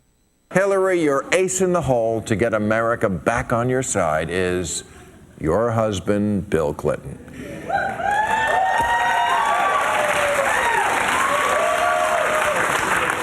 He has to have an affair. No. Or at least you have to find a way to publicize one of the ones he's probably already having. I mean, yeah, well, all right. 866 866-55-PRESS is our phone number. My name is Peter Ogburn. I'm sitting in for Bill Press today. We're going to take a quick break. I do want to hear from you. Again, I can't do this show without you, and you know that. Give us some calls. 866-55-PRESS, 866-557-7377. Peter Ogburn sitting in for Bill Press today. We will be right back. On your radio, on TV, and online. This is The Bill Press Show.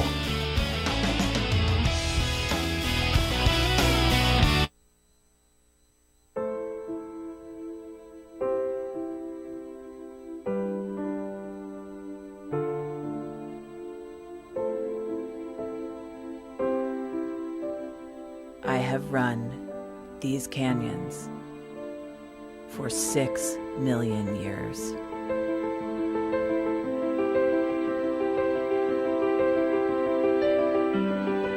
I have traveled from the Rocky Mountains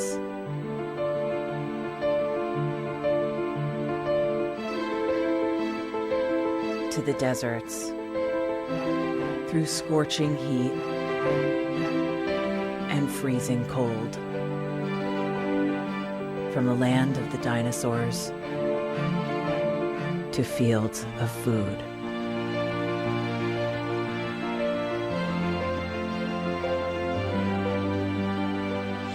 I lend my hand to 7 states, 2 countries, 9 national parks, and 36 million people across an arid West.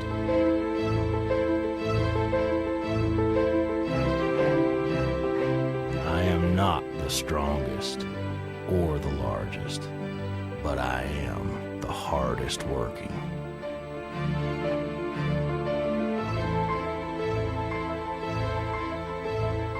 People love me. My playfulness, My beauty, my power,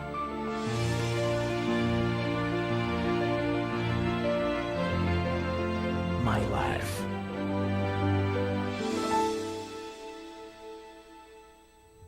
But I don't think I can offer any more. I am tired. I am tired, tapped, and tied. Of the hundreds of major rivers in the world, I am one of the few who no longer kisses the sea. Battles to harness my soul have been won and lost. Use me wisely, and I will sustain you. Use me like you have, and I will break. My name is Red. The Grand River Red. The American Nile. The Canyon Maker. I am the Colorado River. And I am the most endangered river in America.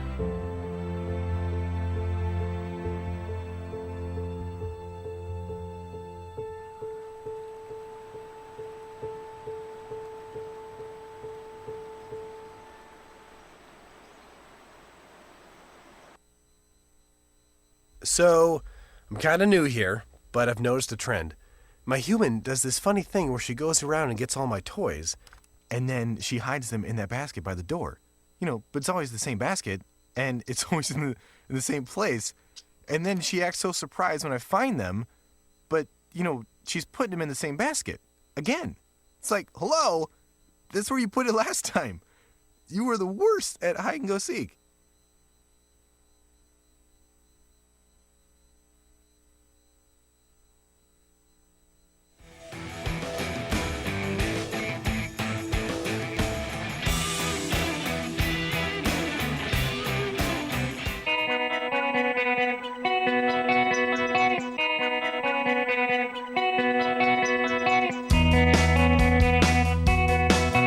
On your radio, on TV, and online. This is the Bill Press Show. It is the Bill Press Show. My name is Peter Ogburn, sitting in for Bill Press today.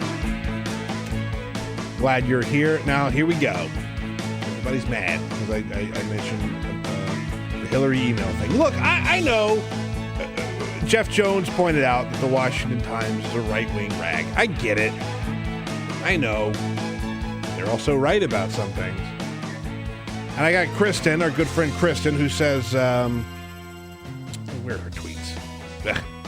Oh, yeah. She said that when she was a general manager, there were times that she needed to use personal email and speak to her manager for the reasons that she did not want to risk employees reading sensitive information. Now, again, I get that. And if Hillary had a personal email address that she used separate of her official thing, that would make a lot of sense to me. But this was her one email address she used everything on. War and Peace. Oh, I get it. Said Jeb, Scott Walker, Mike Huckabee, Jindal, all used private servers and destroyed them or did not disclose them at all. I know. We give them plenty of grief about it. We say that that's shady.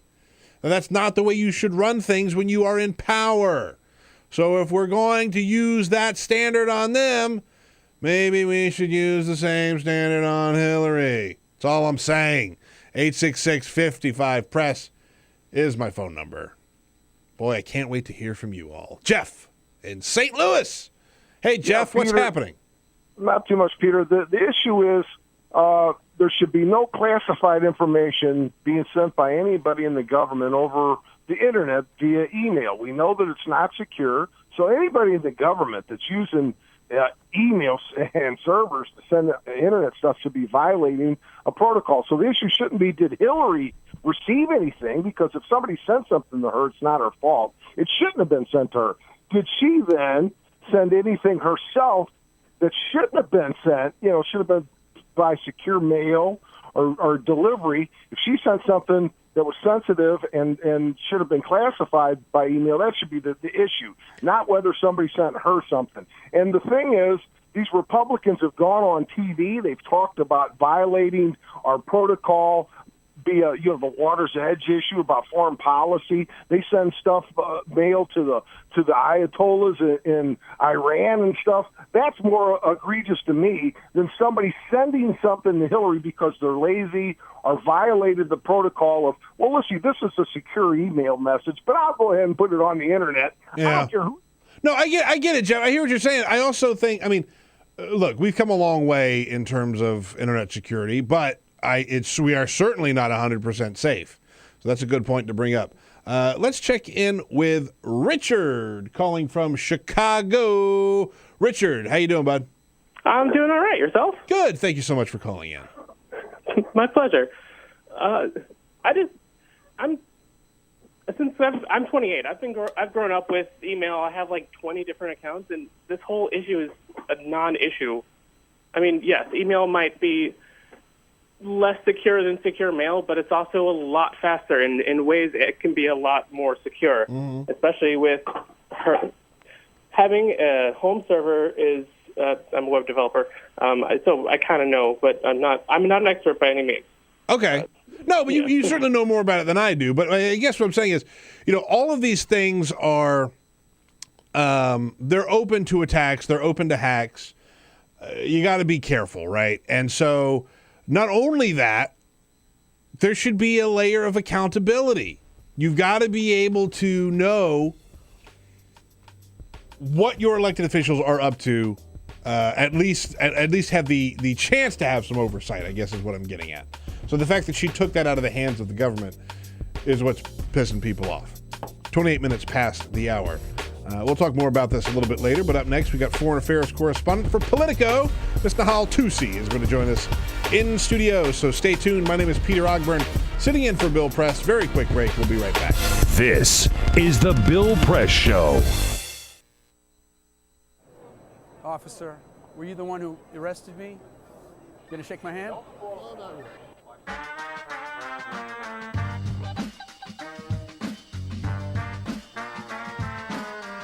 So I got invited to host a vigil called Carry the Names. And And that's what they were doing, carrying the names of the people who were victims of deadly police force. Michael Brown, Eric Garner, that guy Gurley. I got a motion from Dragonfly from Stop Shopping Choir, and I started preaching. I preached up a storm as best I could, but about a minute and a half into my sermon, the place was flooded with police, Homeland Security, National Guard, state troopers, and I was pushed over and handcuffed so fast, down in the jail, down in the basement. Before you know it, I was out the door, put in prison overnight. The next morning, I'm in court. The same thing happens. I'm just rushed out of there. Then our lawyer, Wiley Steckler, gives me this iPhone. And there, in black and white, in the Gothamist, a popular paper, is this charge by Adam Lisberg, the MTA law enforcement spokesperson for this grand place. His quote is that I, Reverend Billy, physically attacked a police officer. Unbelievable. The feeling of being robbed of my work and life and identity, just the fiction. I did not touch anybody. I did not look. I know how to do this. I'm trained in nonviolence. I did not do anything. It was right here. It was right here. It happened right here. I was simply arrested while I was speaking and taken away, and that's it. The cold feeling in my city, the city that I love, that city spokespersons whose salary I pay for with my taxes, that they would say this. I can just feel the rending apart of the community, that we are not that close. We're not. They are willing to say this, and they think that they can just say anything about anybody and get away with it.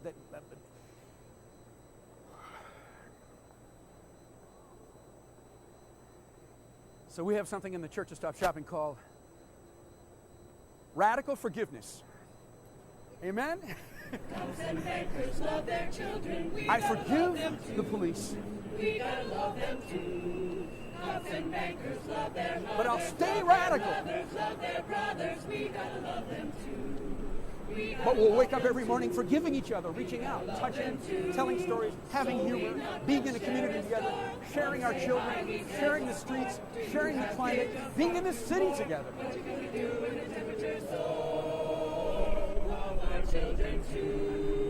But forgiving each other, being grateful to each other, helping each other out, living together, living together. I got a daughter just turned 4. What do we do in the superstore? What do we do with the blood and the gore? The water's rising through our door. Love our children too. Love our children too. Amen. Earth-alleluia.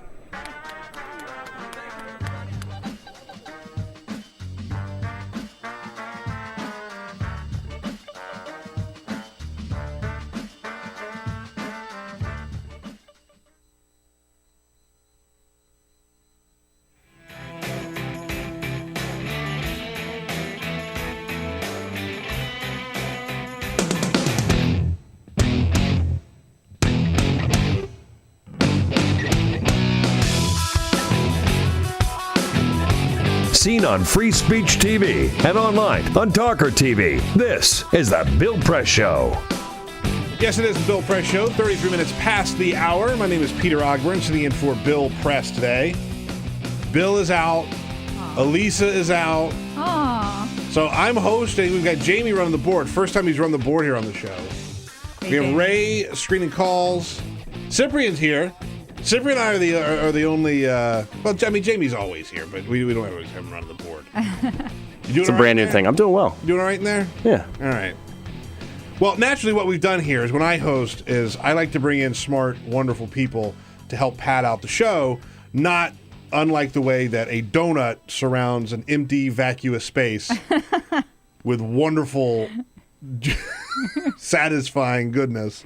So I brought Nahal Toosi in from Politico. Hi, Nahal. Hi. How's it going? It's going well, thank you. Good. You can follow her on Twitter at Nahal Toosi, Nahal Toosi. I suggest you do that. I'm just going to send out a little promotional tweet here that you're on while I'm hosting. Thank you. Let's talk Cuba, because it was a big day on Friday. A very big day. We got the flag raised in Cuba again as John Kerry made the big announcement. Let's hear John Kerry in Cuba.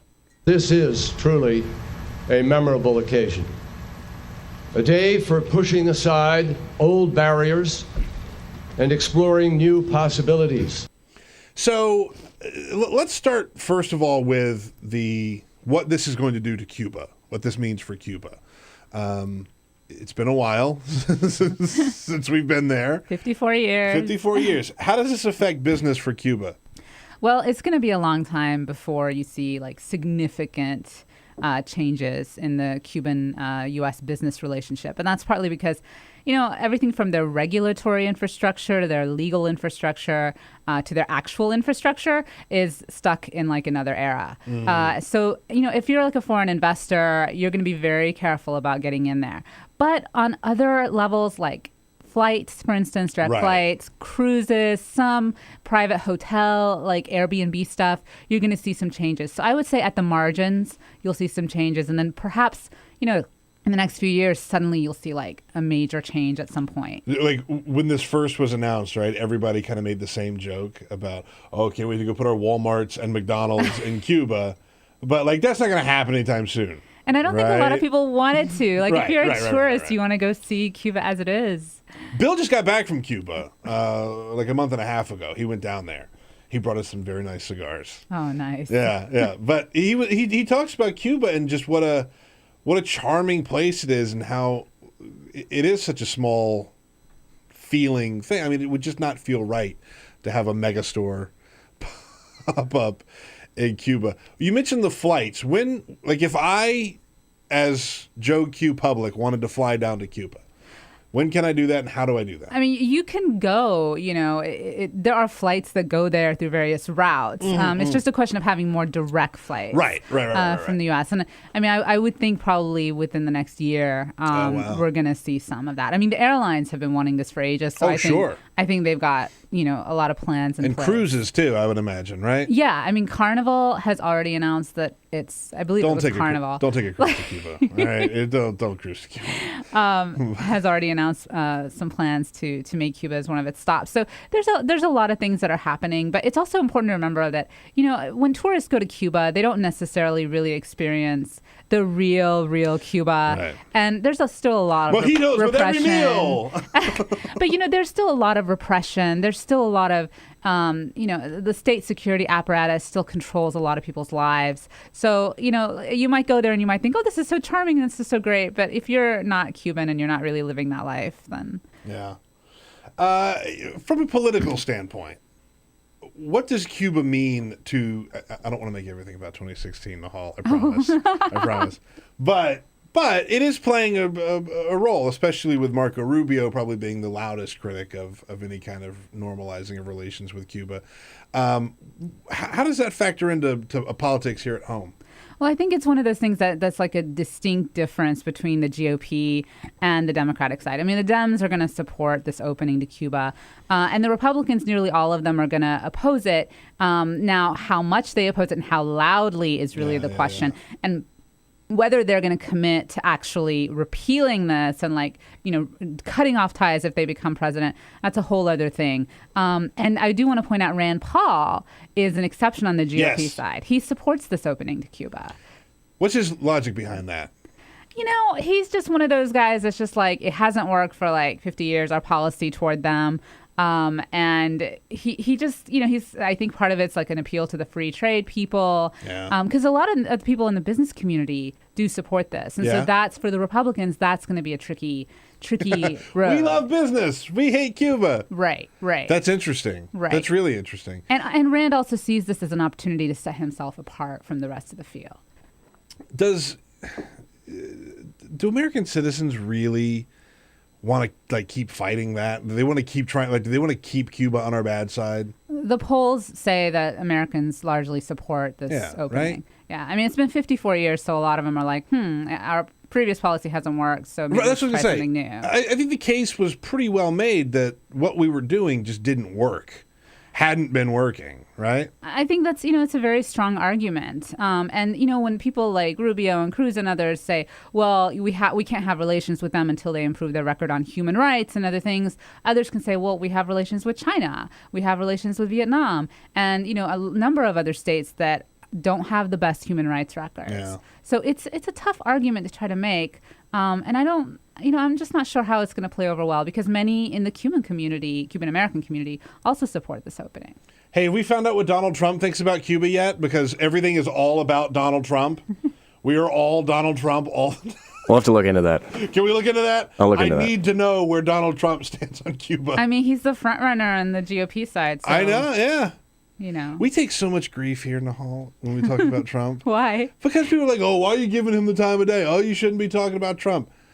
He is leading the polls. Every single poll. You can't ignore it. It's not a fluke, right? You can't ignore it. This drives me crazy because I love talking about Trump because he's just a fascinating guy, and I know I'm guilty of the Trump machine, right? Like he's playing us all, a lot of us in the media, right? But I just like talking about him because I'm so fascinated by the phenomenon, not from a real standpoint, but we'll talk about him. And people are like, you can't talk about Trump. He's not real. He's a phony candidate. I don't know. He was on that debate stage, and he's doing well in the polls. I don't think you can say he's not real. Yeah, right? I need to know where he stands on Cuba. That's all I'm saying.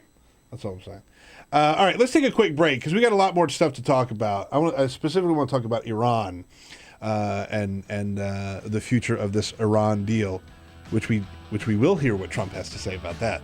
Coming up next, it's the Bill Press Show. My name is Peter Ogburn, sitting in with Nahal Toosi. She is the foreign affairs correspondent for Politico. Follow her on Twitter at Nahal Toosi, NahalToosi. Very quick break. We'll be right back. On your radio, on TV, and online. This is the Bill Press Show. This is why you took a second job. While you taught yourself how to fix the plumbing. While you'll do whatever it takes to keep your home. And that is why we want to help. We are making home affordable, a free government resource that can make paying the mortgage easier. Call 888-995-HOPE today.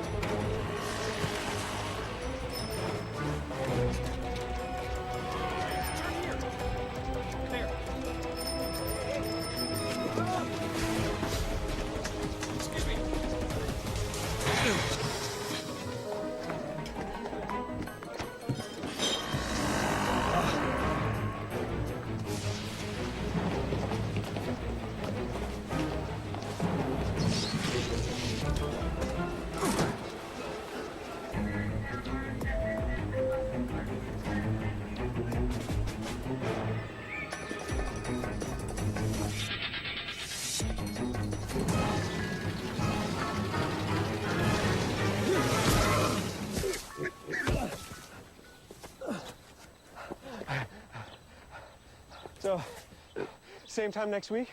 Well, of course. Put away a few bucks, feel like $1 million. For free tips to help you save, go to Feed the Pig.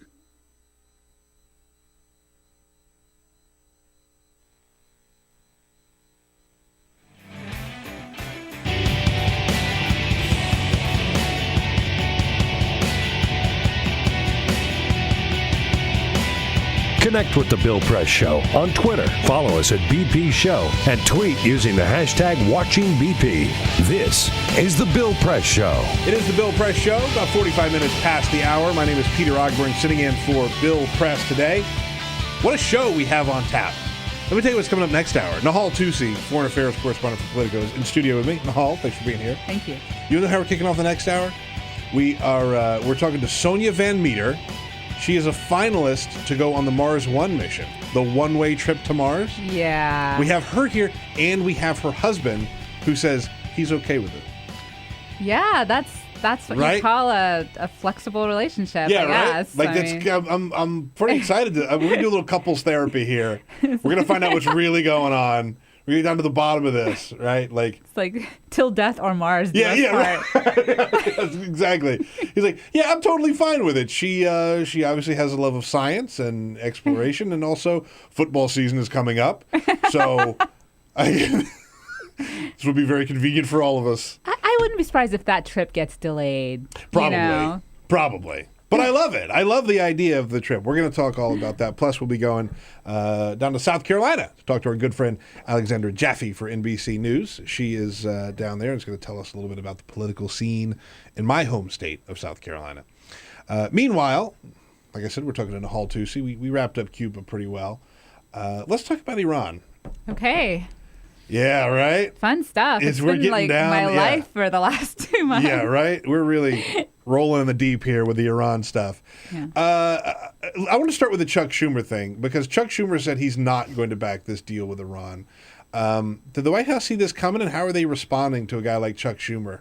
It was not a opposing it? surprise. Okay. A number of the Democrats who are in the New York, New Jersey, and surrounding areas have been on the fence about this deal and have come out against it in both the Senate and the House. The fact that he's presumed to be the next Senate Democratic leader, right? That would be much for something. That would be a scoop. It kind of affects things, but they kind of really weren't quite counting on him, and I think that's partly because there's such a strong pro-Israel ties among some of these folks out there, and the donors and stuff, and it just was a lot of pressure. And Schumer's stance is he just doesn't think it's a good enough deal. Right. But I think at the same time the White House still feels like they have enough votes for the deal to survive a veto override attempt. It's interesting. How do you think the White House has done in selling this deal? Certainly the president has put himself way out there on this Iran deal. How are the American people on this Iran deal?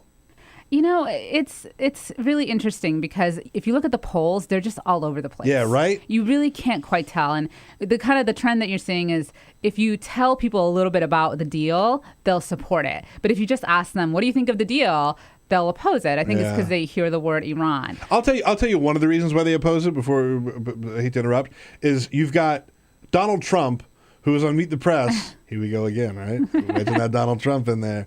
Donald Trump was on Meet the Press, and this is how he talked about the Iran deal. They're going to have nuclear weapons. They are going to take over parts of the world that you wouldn't believe, and I think it's going to lead to nuclear holocaust. And I will say this. The people that negotiated that deal, namely Kerry and his friends, are incompetent. Okay, so a typical, very measured response from Donald Trump, right? Right? Very thoughtful. I think he vastly overestimates Iran's capabilities. I think a lot of people do. We talked to some people who kind of echo that, yeah. But there is no doubt that Iran has a lot of ambitions, at least in the Middle East. Although, some would argue that if you were in the position that Iran is in, you would be doing the same thing. I mean, there's war and craziness on every side of you, and for you to just kind of stay isolated from it would be impossible. Yeah. But yeah, I mean, I think we're just gonna, as far as the White House outreach, it seems like they're trying very, very hard. I mean, they've even set up like a Twitter account. Yeah, the Iran deal. The Iran deal, which, spawned parodies like the Iran meal and other things. Of course. But, they've done everything. The president's been out there. They've got a lot of groups organized. But, what it really comes down to is like these donors and people who are going to members of Congress and others and saying, look, like, I'm going to withhold money from you because I feel like this is bad for Israel or something else. And so I just, that's kind of the interesting part is it's so much of it is just about money and these influential donors.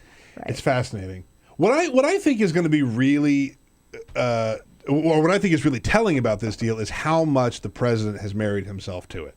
Right? Like, if anything, God forbid, if anything happens, right, and this deal does not work out the way in which it has been described to us, that is a major blow to President Obama.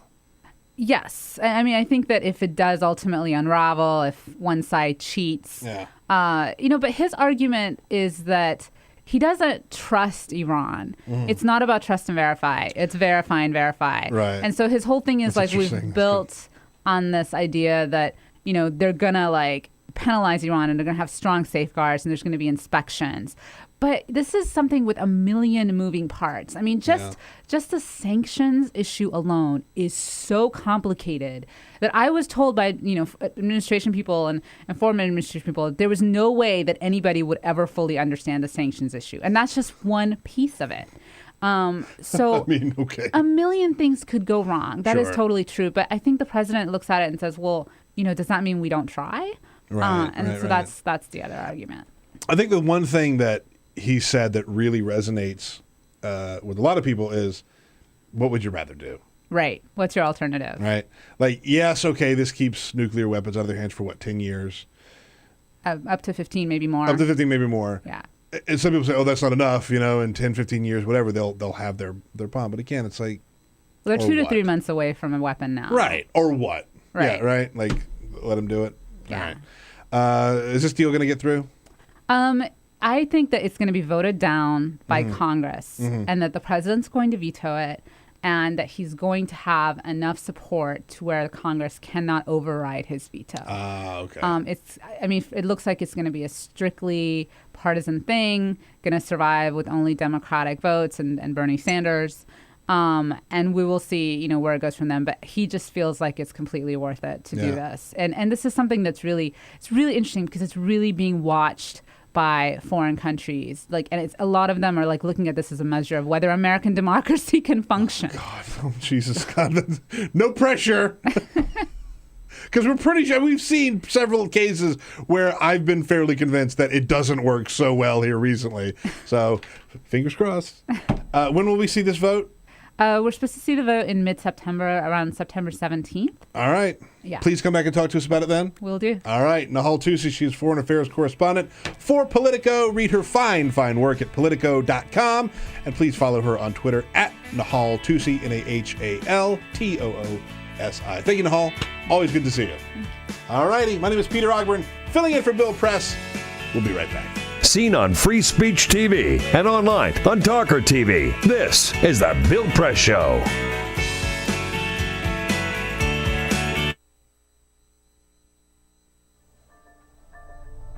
How I've been affected by gun violence over the years is through deaths of friends and family members and associates. When I was 5 years old, I was held at gunpoint in a home invasion.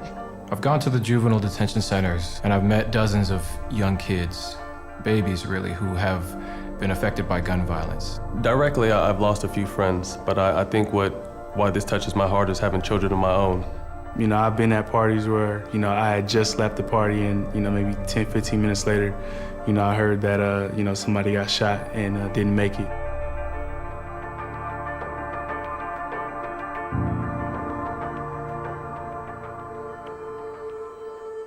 There are a lot of people benefiting off of our pain, and it's time we do something. I'm here to unload my investment because I think that it's important that we start kind of seeing where our money is going. It's time to go to your financial advisor and demand that there are no gun investments in your 401k. Even if you don't have investments, you can still help spread the word.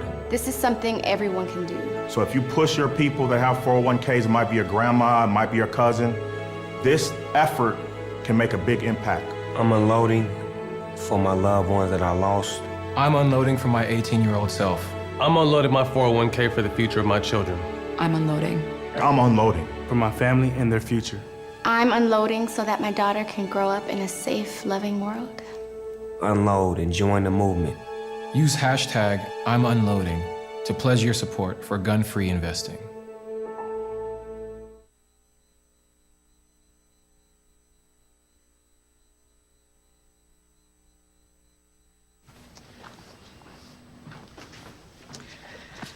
All right. I know this isn't any fun to talk about, but we should. Okay, so who's going to do what? I'll pack the dead batteries. Great. I'll only put what I don't need into a duffel bag. Perfect. That's totally unhelpful. No problem.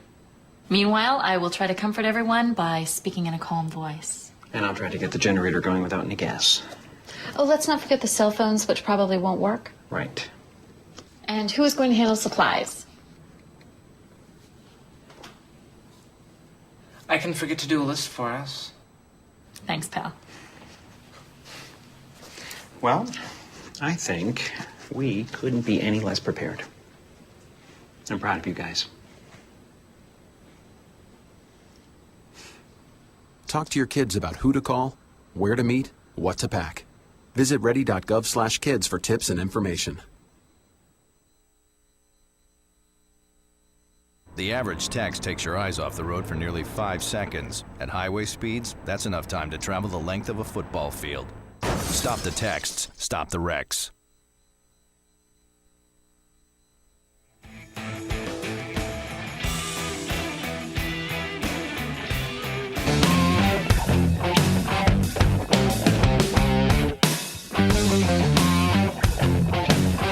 On your radio, on TV, and online. This is The Bill Press Show. Yes, it is The Bill Press Show. My name is Peter Ogburn, sitting in for Bill today on this Monday, August 17. Make sure you are watching the show, youtube.com/TawkrTV, TawkrTV. This next hour is going to be a good one, I promise. Follow us on Twitter at BP Show. Follow me on Twitter at Peter Ogburn, although I probably wouldn't follow me. Just follow the show account. It's a lot of dirty things on your Twitter account. Filthy, horrible things that are said there on that feed. Don't do it. Hey, here's a story I kind of probably shouldn't love, but I do totally love. We go to Detroit up in Detroit, where Papa John's Camaro got stolen. Finally. I can't even get that far without. Man, I get so tickled over this story. I hate Papa John. That guy's a douche. So here's the thing. He had this Camaro. It's a 1972 Camaro Z28. Jean jacket optional. He sold this to fund his pizza operation back many, many years ago, right? So this is the demon seed that spawned the hell beast that is Papa John's Pizza, right? This Camaro. So he sold it, and then he ended up finding it. Some guy in Louisville had this car, and he bought it back for $250,000. Wow. For a Camaro. It was that important to him. I guess so. Well, it got stolen. He had it in like a storage. I'm sorry. I can't say I feel bad because I don't feel bad, but a surveillance video caught the whole thing.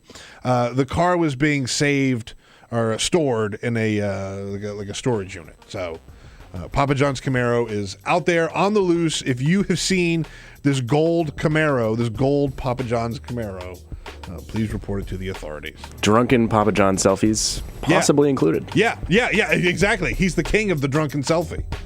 All right, folks. Great hour coming up. Make sure you are watching us, youtube.com/TawkrTV. My name is Peter Ogburn, sitting in for Bill Press. Quick break. We'll be right back. This is The Bill Press Show.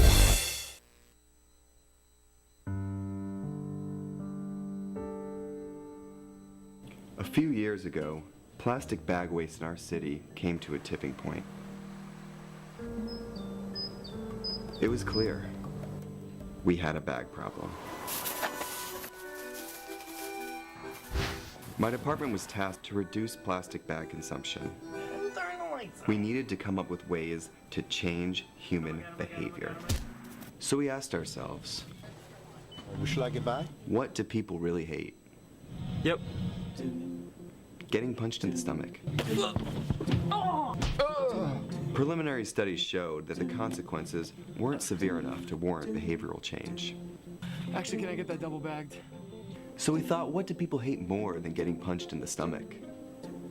Kissing Helga. Hey, big boy. People didn't find her so offensive after all, so we had to get creative. How many bags? Okay, now, pour this ice water down your pants. We tried everything.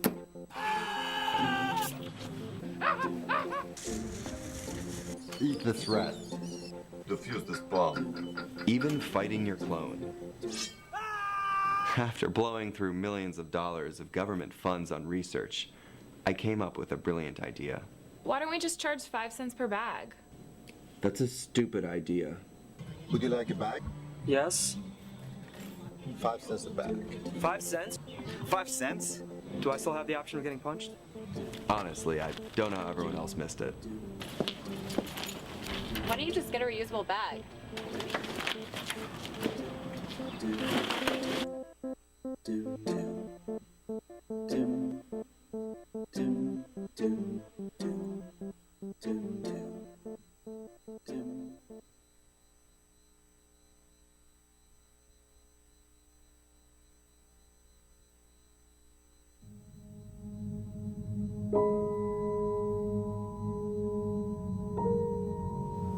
The hardest moments for me is when I'm laying awake in the middle of the night and I'm thinking about all the times I made a pitcher of Kool-Aid with the water, or I boiled a pot of corn or potatoes with the water.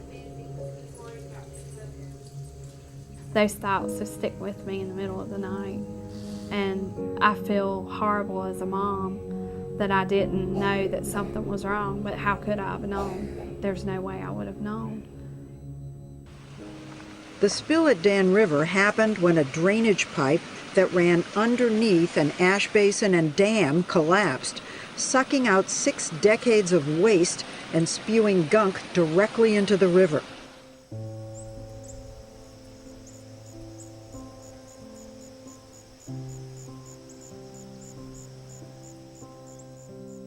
My husband and I just kind of looked at each other like, should we be concerned? We live right next to an ash pond, and this was coal ash spilling into the Dan River, and we learned at that point all of the toxins that were included in coal ash.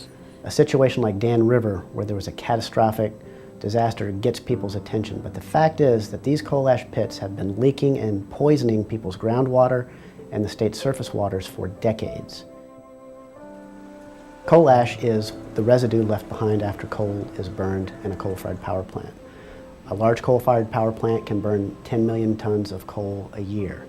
When the organic matter in the coal is burned away, what's left behind are these trace minerals, things like arsenic, lead, mercury, selenium, and chromium. And these are highly concentrated. The coal ash can have concentrations of these contaminants that are 10 to 100 times greater than the level in the coals themselves. Coal ash pond number 1 is right behind my house, literally pretty much in my backyard. We were approached by a neighbor who was wanting to have their well tested, and we decided that maybe we should have ours tested as well. They found hexavalent chromium at 4.5 parts per billion. So in talking to the residents, we have discovered anecdotal evidence of an extraordinary number of cancers for this fairly small community.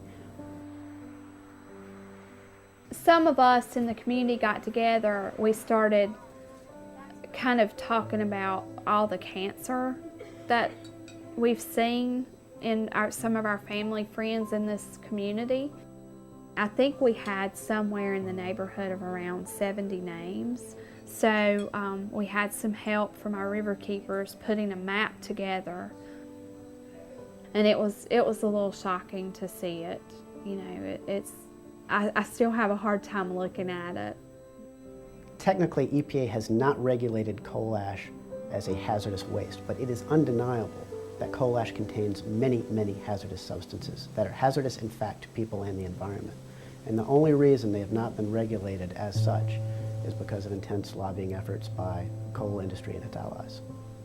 A lot of these chemicals are simple elements, but when you find them at the levels that they exist in around coal ash ponds, then you're starting to talk about cancer, brain tumors, you're talking about birth defects, developmental problems, neurotoxicity.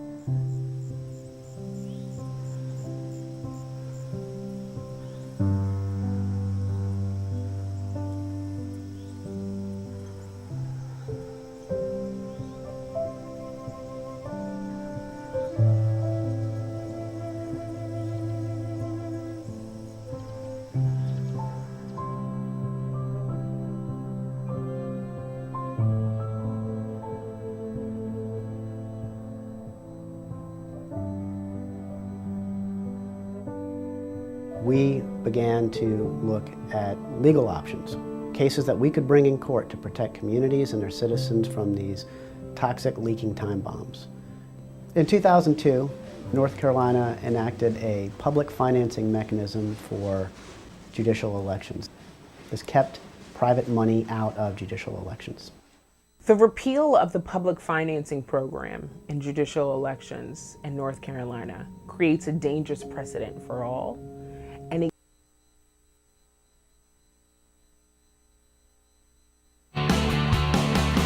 broadcasting around the nation, on your radio, on your TV, and online.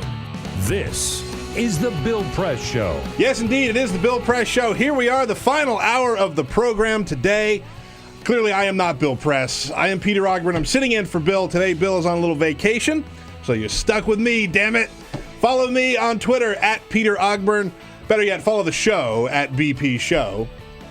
It's kind of a fruit basket turnover situation here on the show this week because Bill is out. Elisa Murphy is normally running the board. She's out, so we've got Jamie Benson running the board. How you doing, Jamie? Morning, Peter. I'm doing well. You have managed to not screw up royally today. Yeah, I've made it to the final hour. We're here. A lot of time left. Deep breaths. A lot of time left to screw something up, buddy. Oh, come on. Don't get in my head. I know. I'm kidding, of course. But I'm watching you. I'm watching you. 866-55-PRESS is our phone number. If you call that number, you will be greeted by the delightful Ray Rogers, who is standing by to take your calls. And if you're watching the program on either Free Speech TV or on TawkrTV, you are doing that because of Cyprian Bolding, our videographer, who is here on the job, making us all look so damn good this morning. I'm very excited about this hour because I read this story. First of all, I met these two really cool people at a party a couple months ago.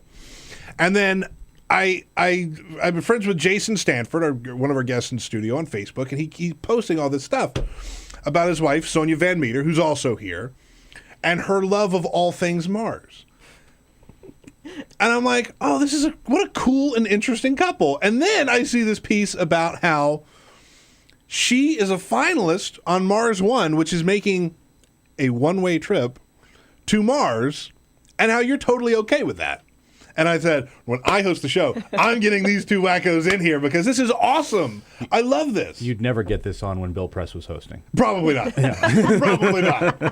So we're going to get into all of your story here in just a second. Before we do, I have to get into some politics stuff because it was a big political weekend with Iowa over the weekend. Our favorite, in terms of my favorite for audio, is Bernie Sanders. I love Bernie. I know he's dry. He doesn't crack a lot of jokes, but he did crack a joke over the weekend because Donald Trump was at the Iowa State Fair with his helicopter. He was giving rides to kids in his helicopter, which is hilarious. I'm sorry, that's funny. Donald Trump is giving rides to kids in his private helicopter at the Iowa State Fair. Bernie could not resist. You know, I apologize. We left the helicopter at home.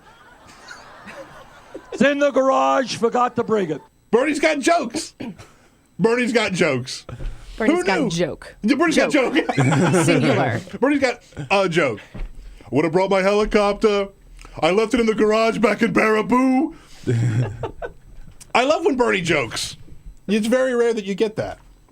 All right. Well, you know how much we love Bernie. We love Donald Trump, so we had to play those two, that clip there together. Okay. My guests, Sonia Van Meter, Jason Stanford. I'm going to start with Sonia. You are a finalist in the Mars One mission. It's a one-way trip to Mars. It is one way. Talk to me first about why you would get on a one-way trip to Mars. What pushed you in that direction? It's sort of just the culmination of a weirdly lived life. When I was a kid, I loved science fiction. As I got older, I got more and more into, all these cool pop culture scientists who are, all loud and proud these days, the Bill Nyes and the Neil deGrasse Tysons of the world, Brian Greens, all these really cool sciencey people. And then one day out of the blue, this Dutch millionaire says, hey, I'm thinking about sending people to Mars, and the only catch is that you got to stay there for the rest of your life. That's just that. How do you not throw your hat in the ring for that? Isn't it great how we've sort of evolved a little bit, by the way, from like the whole reality TV thing to now where some of these superstars are guys like Neil deGrasse Tyson and Bill Nye. I love that. I love that science is cool. Makes me feel better about the world. I'm not gonna lie to you. Totally. So you had this love of space. You saw this opportunity. What's the end goal by taking a trip to Mars? What is it that you hope to achieve by going there? Well, I don't see it as an end goal. I see it as just the very next step that we have to take. There's just so much great stuff that comes out of our efforts to go deeper and deeper into space. Look at all the amazing technology and all the amazing stuff we got out of the space race back in the 60s. It wasn't just new technologies; it was new economies. And America and the world in general, I think, it benefits immeasurably when we stretch ourselves, when we force ourselves to collaborate with other people, and when we dream about possibilities that seem impossible right now. So this is a one-way trip. It is a one-way trip. It's not a perfect plan. I'm trying to figure out. No. I'm just trying to figure out a delicate way to ask this question of what do you expect when you go? Do you expect to? What are your expectations of going there? I guess I'll put it that way. Well, to be do you think clear, you're going to go there, find something, build something, or is this for scientific purposes and you will die in space? All of the above. Okay. All of the above. Okay, cool. Yeah. We've broken that ice then. Yeah. I had to break that ice. Oh, I don't have any illusions that this is going to be comfortable or pleasant or anything like that. Yeah. And to be honest, I'm not even really sure this is going to happen, in the time frame that they're talking about. Sure. There's a lot of big ifs here that we still have to, figure out. But you're open to it. That's what's important right now. No, absolutely. There's, Mars, and then what? Yeah. Let's establish the colony. Let's see if we can figure out how to keep humans alive on that cold red rock, and then let's see if all of our assumptions and hypotheses are correct, and then keep going. Jason, when she spoke to you about going to a one-way trip to Mars, what was your initial reaction? I think I blacked out. Yeah. And like I would imagine. Yeah, and like most people in the society, I thought, well, what about me? You're leaving me. Yeah. And eventually, I realized somehow colonizing Mars in a worldwide endeavor wasn't really about me. Right. She talks about the practical benefits of this. What she also talks about a lot are the benefits to us all. Achieving that Star Trek world where we're not America and China and Russia, but we are all in this together. Yeah. And that we had that when Neil Armstrong stepped onto the moon and everyone on Earth was looking up. Yeah. And they forgot that we were different, we were all the same. And that we can be achieving that again in this way. That Mars One isn't just North America. This is drawing equally from all the continents, except perhaps for Antarctica. But this is One day. It'll be ours. Although Antarctica might be a little less pleasant to live in than Mars itself, so only marginally. Yeah, right. Right. I was one way she sold it to me was that this could actually be good for humanity. That's what when I hear this story, right? That's my takeaway from it. Is I know it's a movie script on some levels, but like we're facing some real problems here. Yep. On this planet, and we're gonna have to deal with them. Our kids are gonna have to deal with them. Their kids are going to have to deal with them. But at some point, we may just use this planet up. So then what? Might be good to have a spare. Got to have a spare, right? Spare planet's always good to have. Yeah.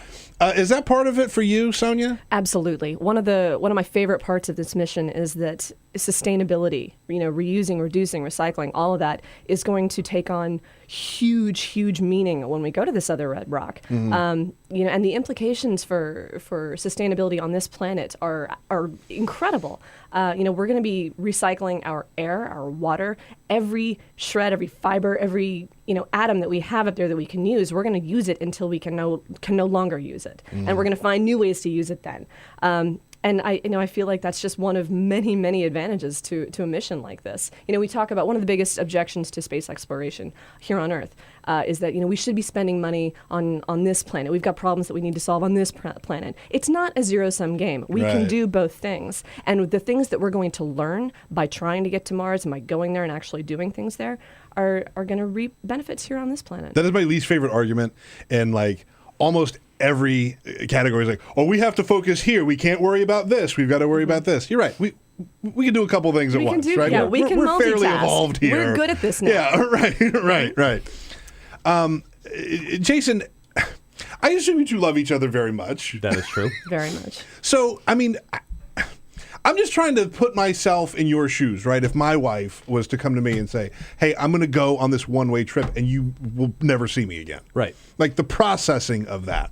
All right, well, let's attack this two ways. Yeah. All right. Lead me down this path. All right, you've got 2 kids. I do. They're rather young. Yes. They suck up all your time and money. 100% true. So your life is not really about you. That's right. Yeah. Oh, okay. Yeah, I see where you're going. You are subverting yourself to this thing called a family. Mm-hmm. Your personal interests come a bit lower than perhaps, I don't know if you have a dog, but I'm sure you come lower than the dog. Depends on the day, but the dog is... You don't get walking. No one actually has to walk you. Right. So if we're going to give ourselves over to this enterprise of marriage or family, you eventually have to say, okay, what I want comes next. What is the greater good here? And when we got married, we explicitly said, this marriage has to serve our biggest ambitions. This can't be something that makes us smaller. This is going to be something that makes us bigger. And I cannot imagine anything bigger than Sonia becoming someone who expands what we know about being human, expands the possibility of being alive. That's something big, right? And this could be a new way people think about marriage. And that is a bigger purpose than just me being comfortable. I am a notorious cynic. That's one of the sweetest things. That's take it beyond this, right? What a great way to approach this whole enterprise that is marriage. I love that. Now, I really love that. He's pretty fantastic. Is he not the greatest, isn't right? Isn't he amazing? That's pretty sexy, right? Now, let's take it from another aspect of she also told me I didn't have to go. And I can't imagine anything worse than going to Mars. Yeah. I don't like getting the middle seat on an airplane. And going 8 months on a spaceship with 3 nerds to go then look at rocks and try to stay alive while eating algae for the rest of my life sounds like several business trips I've taken. And I don't want to do that. And it's the choice of going with her or staying home with cable TV and getting to email her sounds so much better. Yeah, right? Yeah. Oh, that's so great. Did you? By the way, quick question: Star Trek or Star Wars? Oh, please. Yeah, right. Trek. Right? Trek. Give it to me. All right. So, have you watched any of these movies that are focusing so much on space travel these days? There's Interstellar, of course. She's only watched all of them. Yeah, right. I'm sure you've seen the trailer for The Martian. Oh, whoa, yeah. right? Oh, yeah. Is that a little too close to home? I have probably a unique experience on Earth for that trailer where I'm like, no, I cannot watch that movie. Really? Everyone else goes, oh, how exciting, and I go, oh, great, my worst nightmare. If you don't know about the movie, it's based on the book where it's a trip to Mars. They lose the Matt Damon character, and he's forced to stay on Mars by himself and learn to live by himself on Mars for an extended period of time. Yeah, really anxious about that. Yeah, right? Really looking forward to that. That makes my heart race just thinking about it, and you're on board for that. Oh, yeah. Bring it. All right.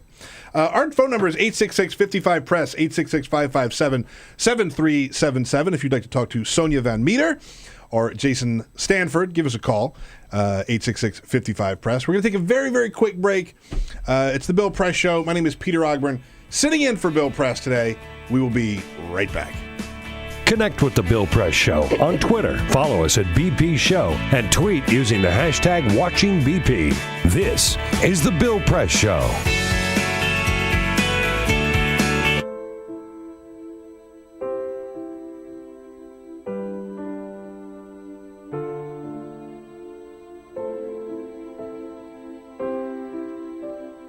I have run these canyons for 6 million years.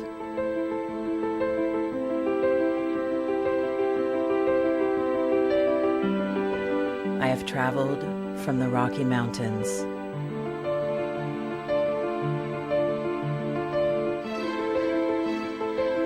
to the deserts, through scorching heat and freezing cold, from the land of the dinosaurs to fields of food.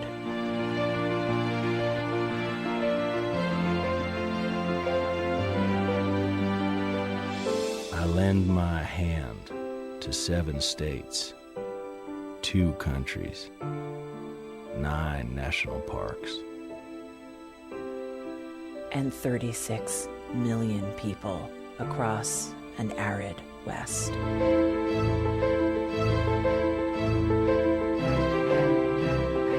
I am not the strongest or the largest, but I am the hardest working.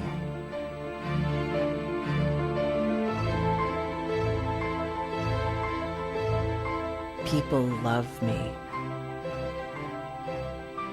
My playfulness, My beauty. my power.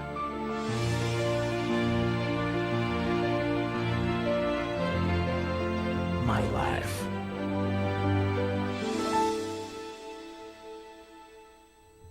But I don't think I can offer any more.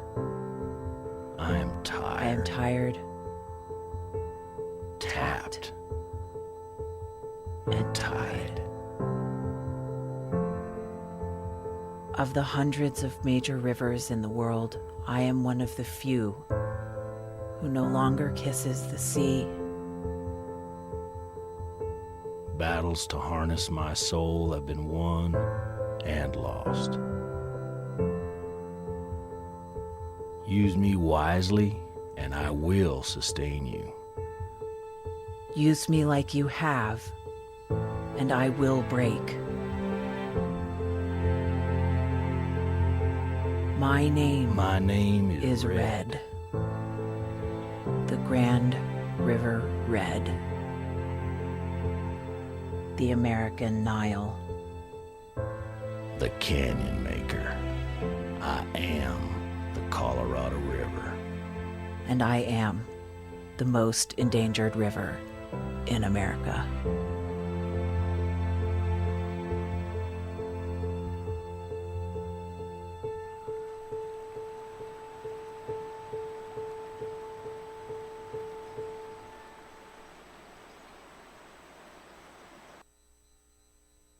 So, I'm kind of new here, but I've noticed a trend. My human does this funny thing where she goes around and gets all my toys, and then she hides them in that basket by the door. You know, but it's always the same basket, and it's always in the same place. And then she acts so surprised when I find them, but, you know, she's putting them in the same basket. Again. It's like, hello? That's where you put it last time. You were the worst at hide and go seek.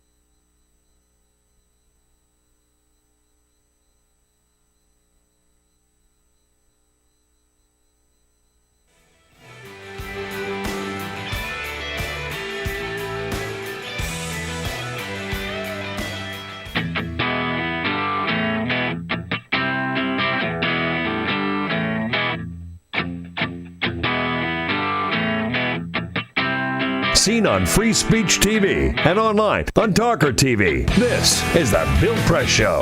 It is the Bill Press Show, 23 minutes past the hour. My name is Peter Ogburn, sitting in for Bill Press today. Hope you're enjoying today's program. I know I am.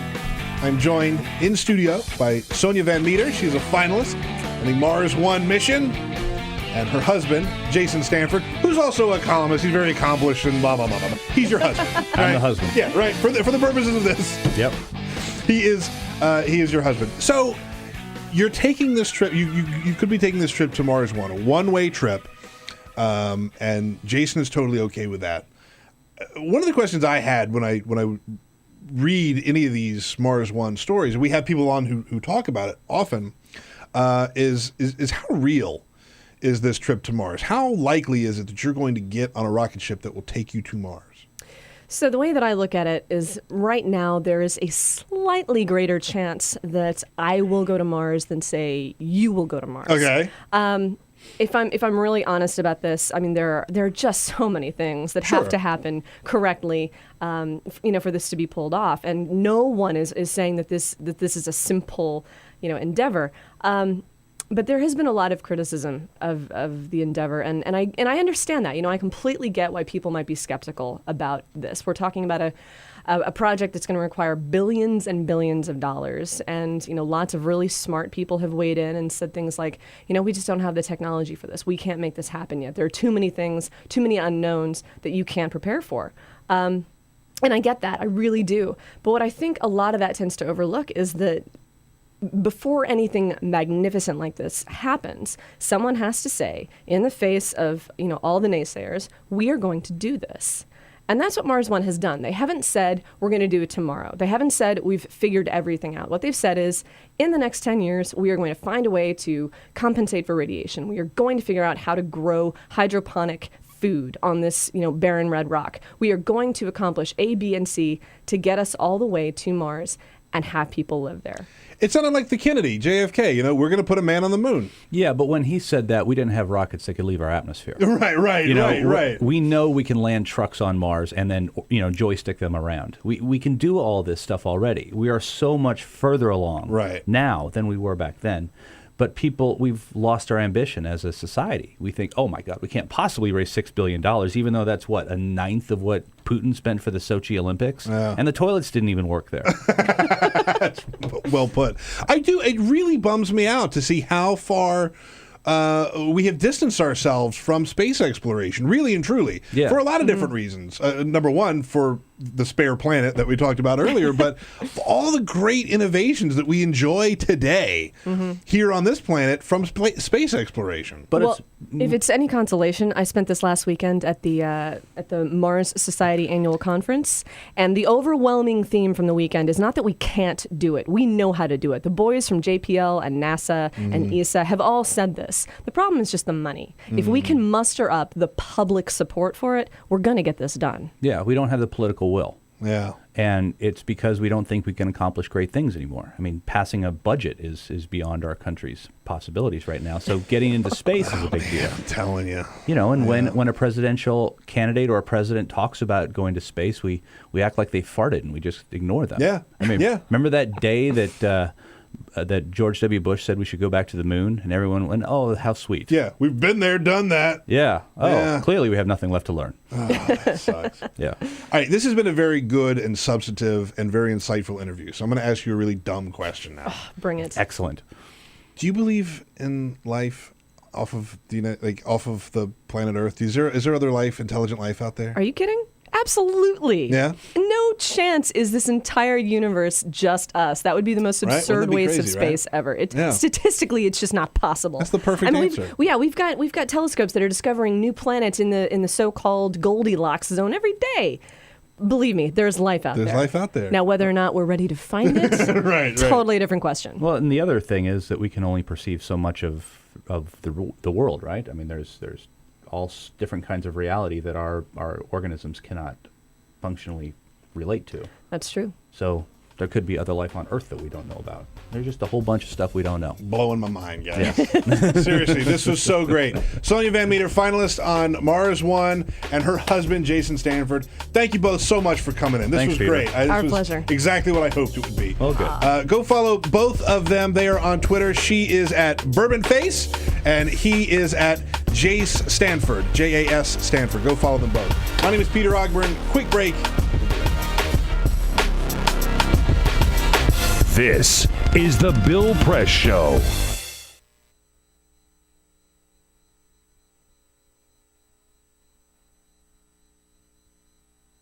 The average text takes your eyes off the road for nearly 5 seconds. At highway speeds, that's enough time to travel the length of a football field. Stop the texts, stop the wrecks. Before now, it's been difficult for criminals like us to know which states have loose gun laws. How would a criminal like me know which states permit me to carry loaded guns in their amusement parks, golf courses, or beaches? I have some violent friends. We all wear leather jackets and scream at women. And we want to find out which states we can buy and sell guns easily. CrimAdvisor.com. That's the site to find out where it's easiest for felons and fugitives to buy, carry, and even traffic guns. That's why I love Arizona, where I can go see the beautiful Grand Canyon and carry a loaded gun without even having to get a background check. You would fail that background check. I'm sure of it. Now, what about a road trip? What states can I go to fill my trunk with guns and take it back home for my even more dangerous friends? CrimAdvisor has a list for that. That's so unreasonable. Our traffickers' top 10. Nevada. What happens in Vegas may have to stay in Vegas, but your guns don't. Bring them over to California and sell them. The market up there is hungry for guns. I understand that CrimAdvisor.com will tell me which states really cater to us criminals and creeps, but what about the states where we're not so welcome? The ones that don't get us? I don't even like saying the name of these states, but California, Connecticut, Maryland, and New York all have laws to keep guns out of the hands of people like us. I want to shoot California so bad. Boo, California. Boo, go home. Wow. CrimAdvisor.com has all this information? Sure does. CrimAdvisor.com. Plan your perfect getaway. Oh, like TripAdvisor. Oh.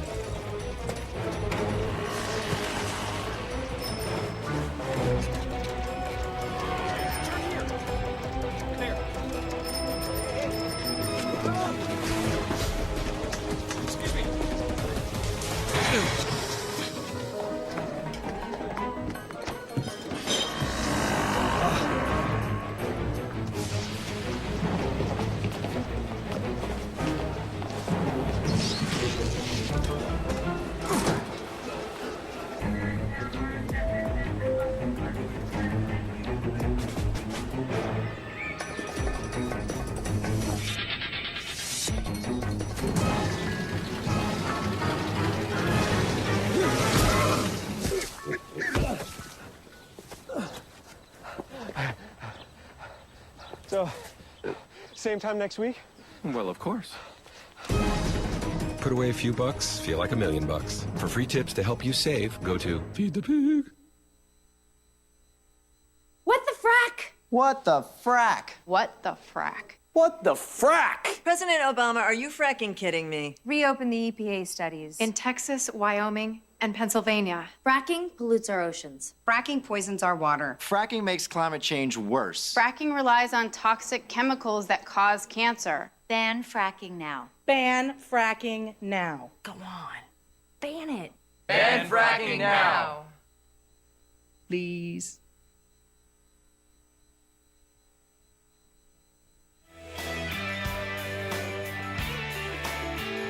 Follow us at BP Show and tweet using the hashtag WatchingBP. This is The Bill Press Show. It is The Bill Press Show. Boy, oh boy, what a program we've had today. We just finished talking to Jason Stanford and Sonia Van Meter. She's going to Mars, and he's totally okay with that, which is great. I thought that was a great convo. We've talked a lot of 2016 today, too. By the way, Jamie Benson is running the board today. Hey, Peter. For the first time. You've got 30 minutes left in the show to royally screw things up. You haven't yet. Just setting me up for failure over here. I know. I'm sorry. I have nothing but full faith and confidence in you, sir. And you've done a great, great job today. Did you see this thing about Stevie Wonder is playing a free concert in like an hour and a half right down the street from us. Yeah, I just tweeted about it. So, Ray and I were talking in here. She was saying, by the time we get there, we won't be able to get in. But this is the DC Events Group. The last time they did this was with Wale on H Street, and there wasn't any capacity concerns. There was no tickets. You just showed up. And so I think it's outside, and I think we might have to do it. I'm going to go. We're done in like 25 minutes.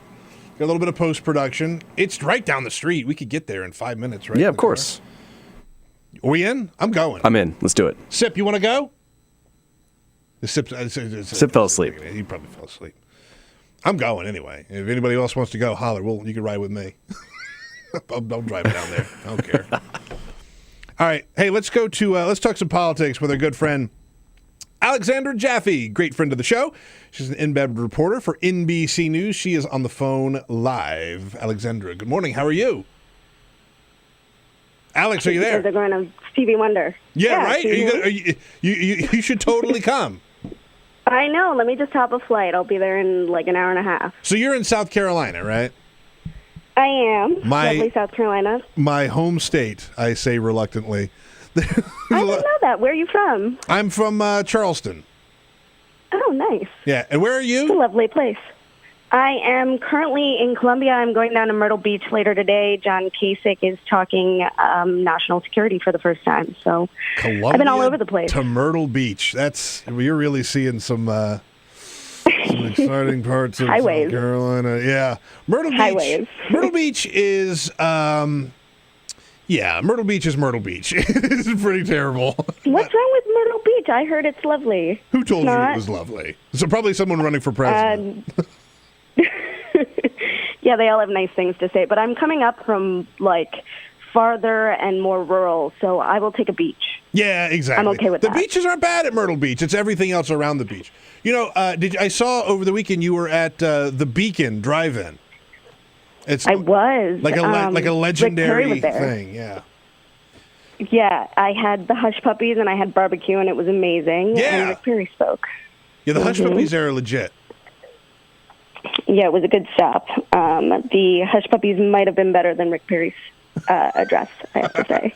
Well, let's talk about Rick. But they Perry. were really good. So let's talk about Rick Perry, because when I hear about people that are not doing so well in this GOP primary, Rick Perry's name is one of the first that I hear mentioned for financial reasons. He's having some problems. I think Rick Perry would probably be having a much better race if he hadn't dropped the ball so poorly the last time around. But how bad is that hurting him this time around, do you think? it's the only thing anybody ever says to me when I say, I'm out covering Rick Perry is, oh, he's running. I actually was speaking to a family back in Greenville, and they said, oh, I thought he dropped out already. I didn't realize he was still in the race. So I think you're right. Yeah, the reputation from the oops moment, just continues to follow him. And he's been trying really hard to show, how much he's boned up on policy, and he's been touting his record in Texas, which is great, by the way. He had a sort of great run of it, but I think that he can't outrun that oops moment. And, there's a lot of folks. There's Ted Cruz running from Texas. There's a lot of other people in his space, so he hasn't really been able to find his niche. I think that says a lot about us as the way that we consume politics these days, right? Like, it would not be so unheard of not that long ago for someone to have a second chance in politics, but these days it is so hard to run from what you've done in the past. And I just don't know that Rick Perry is... I don't know how much distance he's going to have to put between himself and that moment, but it's going to have to be more than what he's got right now. Right, exactly. You can't just put on a pair of glasses and expect folks to, believe you're smart, I got to say. The glasses help. But, I mean, he was do they? Do you think they do? I mean, maybe. I don't know. He was energetic. He was sort of back on his game. But yeah, I think that he can't really outrun his past. But that raises questions for folks like Hillary Clinton too. Yeah. Can she outrun her past? And I don't know. Good point. You mentioned John Kasich. You're going to be going to cover some of his stuff. How is he being received? Because I think a lot of people are seeing him as maybe a breath of fresh air on the Republican side. I don't know. I think it's hard to tell. I'm still a little bit skeptical about, some of these Midwestern governors. I'm not sold on them because he can be sort of a Chris Christie. He can be very aggressive and very, touchy on the campaign trail, but he's been pulling that back and toning it down, and I think he might be toning it down too much. So I'll be interested to see, how much energy he shows today. He's also campaigning in Columbia. But I think for folks that are a little bit bored with, Governor Scott Walker and not convinced he's got the chops, and folks that, don't want another Bush, that's the space that Kasich is trying to, fill. He's trying to be a little bit to the right of Jeb Bush, but also sane and moderate. And I think that it's a smart path to take. It's just a matter of, can he break through? Can he be, like I said, energetic enough to appeal to voters? So we'll see. It seems to be a bad year for establishment candidates, or at least they're sweating a little bit, right? Like Jeb Bush, Hillary Clinton even is feeling the heat from Bernie in certain areas. How real is that, and how much of it do you think will just sort of pass by as people get a little more serious about the election? When was the last not bad year? I mean, we saw this in 2012. We saw sort of the start of it maybe in 2008 with Sarah Palin and the wreckage she left. And I think that, the narrative last cycle in the midterms was that the establishment had figured out how to do away with the conservative wing because they won a lot of Senate races. But I think Donald Trump is the only evidence you need that there's still this sort of grassroots frustration. And as long as he's in the race, that's what he's riding on, and that's what he needs to survive. He needs to feed off of that. So I imagine it's going to be around for a while. People just don't like, politicians as usual is the cliche. And folks like Jeb Bush and Hillary Clinton sort of encompass that to a T.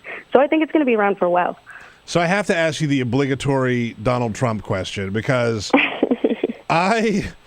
this whole time I keep telling myself, and I have convinced myself, that Donald Trump will eventually say something or do something that will change the way that people view him, right? Like, he will start to lose support. But over the last week or so, I've started to really doubt myself and think, what if he does actually get the nomination? Am I crazy? I don't think he's going to get the nomination, just because of the way that the primary calendar works out and the delegates you'd have to get and how that would work at the convention. But the crazy thing is he's serious about it, which we all sort of doubted for a while, but he's opening up, offices in Iowa and New Hampshire and Nevada. And sort of this weekend he laid out a lot of his policy positions in more detail than we had seen before. So who the heck knows? I mean, it's kind of crazy that he's lasted this long, but I agree. If you can talk about periods on television, you can survive anything, I think. Right? Yeah. Like, I tweeted, like, if he was going to lose any support among his followers, it was because people just don't like him talking about periods. Not that he said something horribly misogynistic about a female who's done quite well for herself on TV. It's I said this earlier. I know Donald Trump won't get the nomination, but I don't believe that he won't get the nomination. So I know that's what's kind of crazy about it. Yeah, right. All right, Alexandra Jaffe, Embed reporter for NBC News. She is a lady. She is a reporter. She is a lady reporter. I love that Twitter bio, by the way. Make sure you're following her on Twitter. Thanks. AJ Jaffe. Thanks, Alex. Good to talk to you. Yeah, thanks for having me. All right, it is the Bill Press Show. My name is Peter Ogburn. Quick break. We will be right back. Seen on Free Speech TV and online on TawkrTV. This is the Bill Press Show.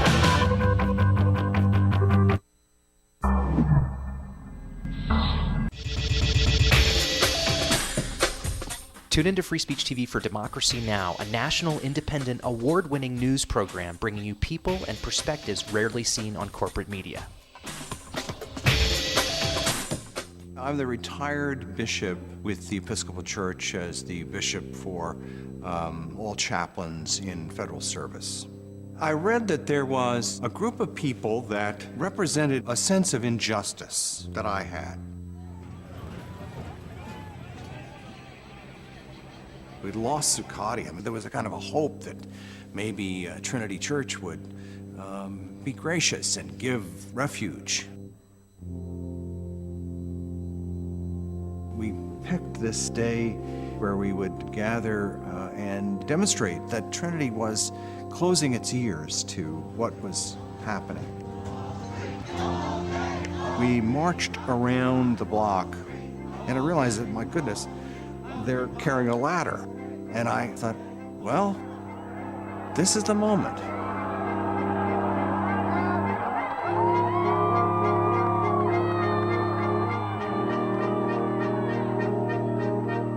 You could feel a spiritual presence. You could feel a certain something.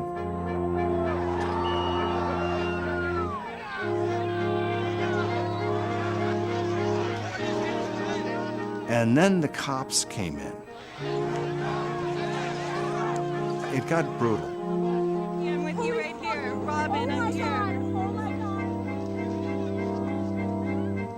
The church needed, in this moment in history, to stand alongside of these protesters. The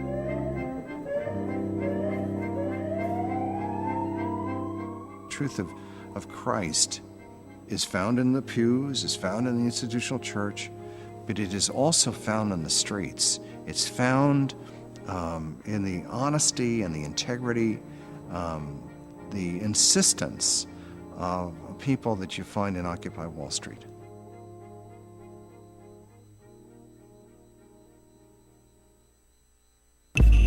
Tune in to Gay USA with hosts Ann Northrup and Andy Hum for in-depth coverage of lesbian, gay, bisexual, and transgender news. Watch Gay USA every week, only on Free Speech TV.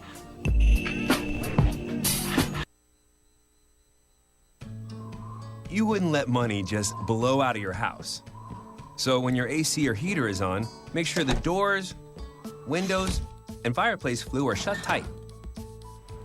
If you're headed out, turn down the AC or lower the heat by 10 degrees. And always keep your water heater set at 120. A little bit of common sense goes a long way. Get more great tips at energysaver.gov.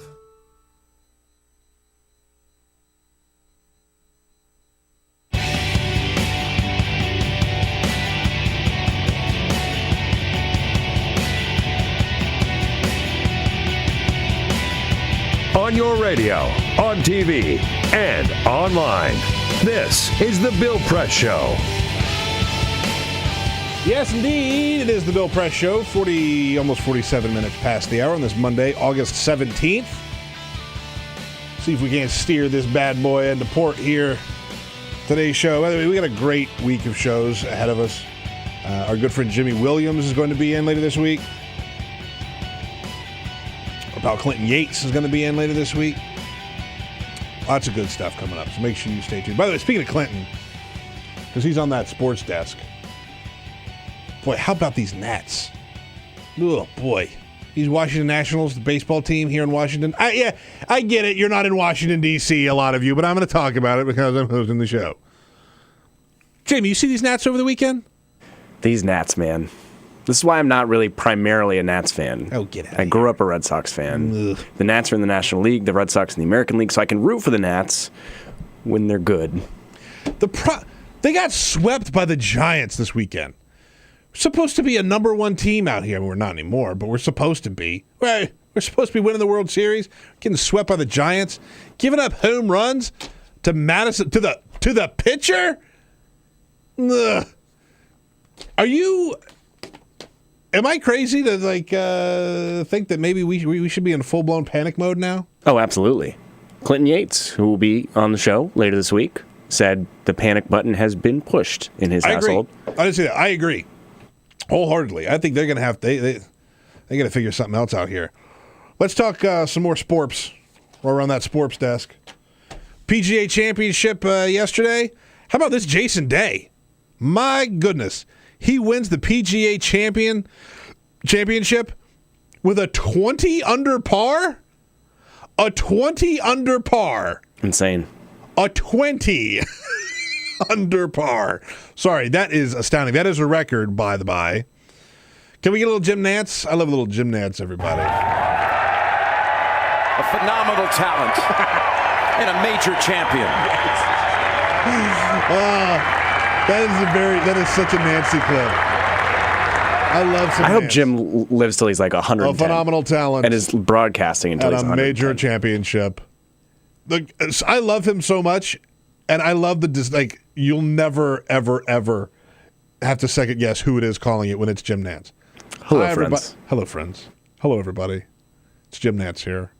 Guys, what an event we have today. What a true champion, Jason Day. I love that. Also, a little bit of news from the sports world. How about the Milwaukee Brewers? They got themselves a player who plays on their minor league team, the Helena Brewers, man by the name of David Denson. He is 20 years old. He is a gay man. He came out of the closet over the weekend, and he said that a teammate, as he says jokingly, referred to him using a derogatory term for a gay male, but Denson handled it quite well, I should point out. He turned around and he says, hey, be careful what you say. You never know. Which gets to something that we've talked about oftentimes for anybody that's played sports is the homophobic nature of a lot of the insults that gets thrown around. In the locker room, on the field, how you refer to other players, how you jokingly refer to your teammates, right? Like anybody who's played sports has heard that, right? Jamie, you're a little younger than me. I mean, I'm sure that it's changed a lot, but you've seen some of that, right? Oh, of course. Yeah, I mean, it's rampant. I mean, playing high school football. Oh, my right? God. Yeah. I got a lot of it because I wouldn't play college football. I played basketball, so I got a lot of my manhood was called into question plenty of times. For playing basketball instead of football? Yeah. You grew up in South Carolina. You grew up in the South. It's a different thing. That's Yankees. That's true. We're a little softer, I guess. That is true. That is true. But good for David Denson. He came out on Saturday or Friday night into Saturday. They played a game yesterday. Standing ovation for him when he was when he was announced. So good for him. And he's a hell of a ball player too, by the way. Hit a home run in the All-Star game for the minor leaguers. My whole thing about this is, and I'm going to get some groans when I say this, but I really want a superstar athlete in one of these four major sports that's going to come out because I know that they exist currently. Oh yeah. And that's what every guy that comes out, they says there's a bunch of guys right now that can't do what I can do. I hear what you're saying. I don't disagree with you. There was a very interesting moment, and this sort of, I think, encapsulates the whole thing of gay people in sports is after Jason Collins came out. Right. And Jason Collins is a trash ball player. Not very good at basketball. He's not a good ball player, but that's kind of not the point. And what I loved is when he came out of the closet, a former teammate who plays for the Wizards tweeted at him and said, hey, congratulations on coming out. Now go work on your mid-range jumper, which shows what really matters to these guys and gals who are in professional sports. They don't care who you go to bed with. It's all about whether or not you're good. And I know that this guy, David Denson, is a minor leaguer. I would imagine the Brewers will be calling him up at some point here in the near future because he's quite the ball player. I hope he has a very, very long and successful career ahead of him because if nothing else, even though he's not a superstar, which I agree with you, Jamie, he's not a superstar, but at least we get that dialogue going so that when the superstar does come out, it's pretty mind-blowing. One other thing I want to do here to get away from sports for one moment is have to talk about Julian Bond, who passed away yesterday. And I want to play that one SNL clip, Jamie, because Julian Bond, former head of the NAACP, co-founder of the Southern Poverty Law Center, which continues to do amazing work, both of those organizations. Julian Bond fought not only for civil rights for African Americans, but he was a loud voice protesting the Vietnam War, and he has been a most outspoken on the issue of gay rights here recently. But it's worth playing this clip from when he hosted Saturday Night Live, and he sat down with Garrett Morris. They've been saying that whites are smarter than blacks for hundreds of years, baby, right?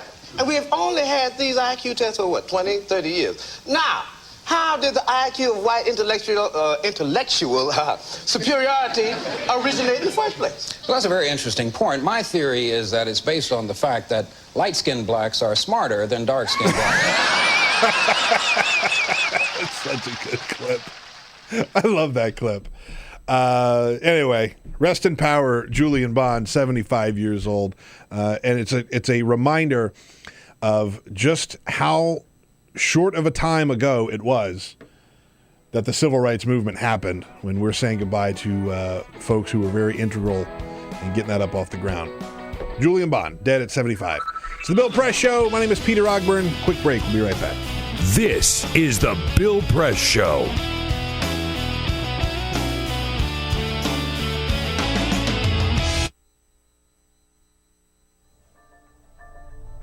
How I've been affected by gun violence over the years is through deaths of friends and family members and associates. When I was 5 years old, I was held at gunpoint in a home invasion. I've gone to the juvenile detention centers, and I've met dozens of young kids, babies really, who have been affected by gun violence. Directly, I've lost a few friends, but I think why this touches my heart is having children of my own. You know, I've been at parties where, you know, I had just left the party and, you know, maybe 10, 15 minutes later, you know, I heard that, you know, somebody got shot and didn't make it.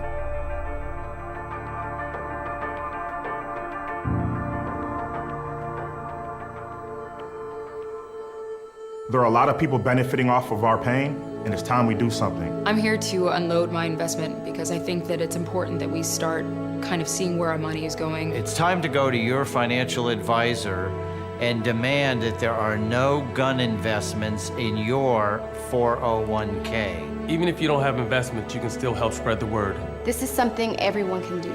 So if you push your people that have 401ks, it might be your grandma, it might be your cousin, this effort can make a big impact. I'm unloading for my loved ones that I lost. I'm unloading for my 18-year-old self. I'm unloading my 401k for the future of my children. I'm unloading. I'm unloading for my family and their future. I'm unloading so that my daughter can grow up in a safe, loving world. Unload and join the movement. Use hashtag I'm unloading to pledge your support for gun-free investing.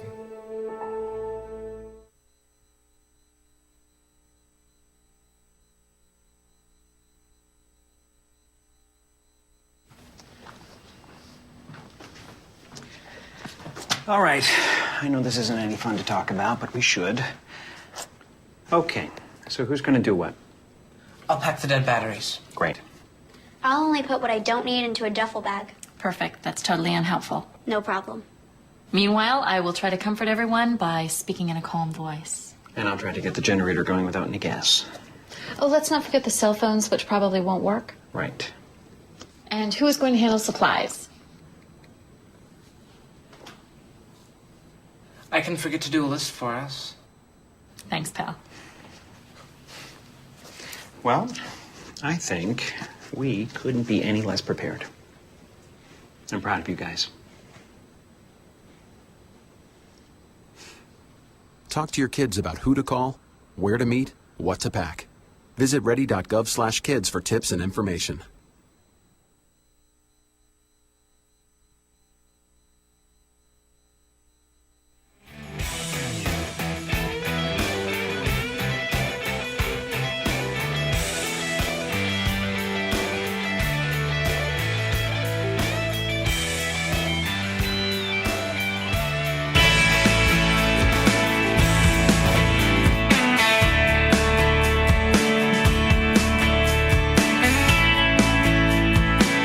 Seen on Free Speech TV and online on TawkrTV. This is the Bill Press Show. It is the Bill Press Show. Peter Ogburn in for Bill Press. Today, one very, very quick segment to end. By the way, go give our friend Jamie Benson a follow on Twitter, won't you? JBenOK. Did a fine job running the board today, sir.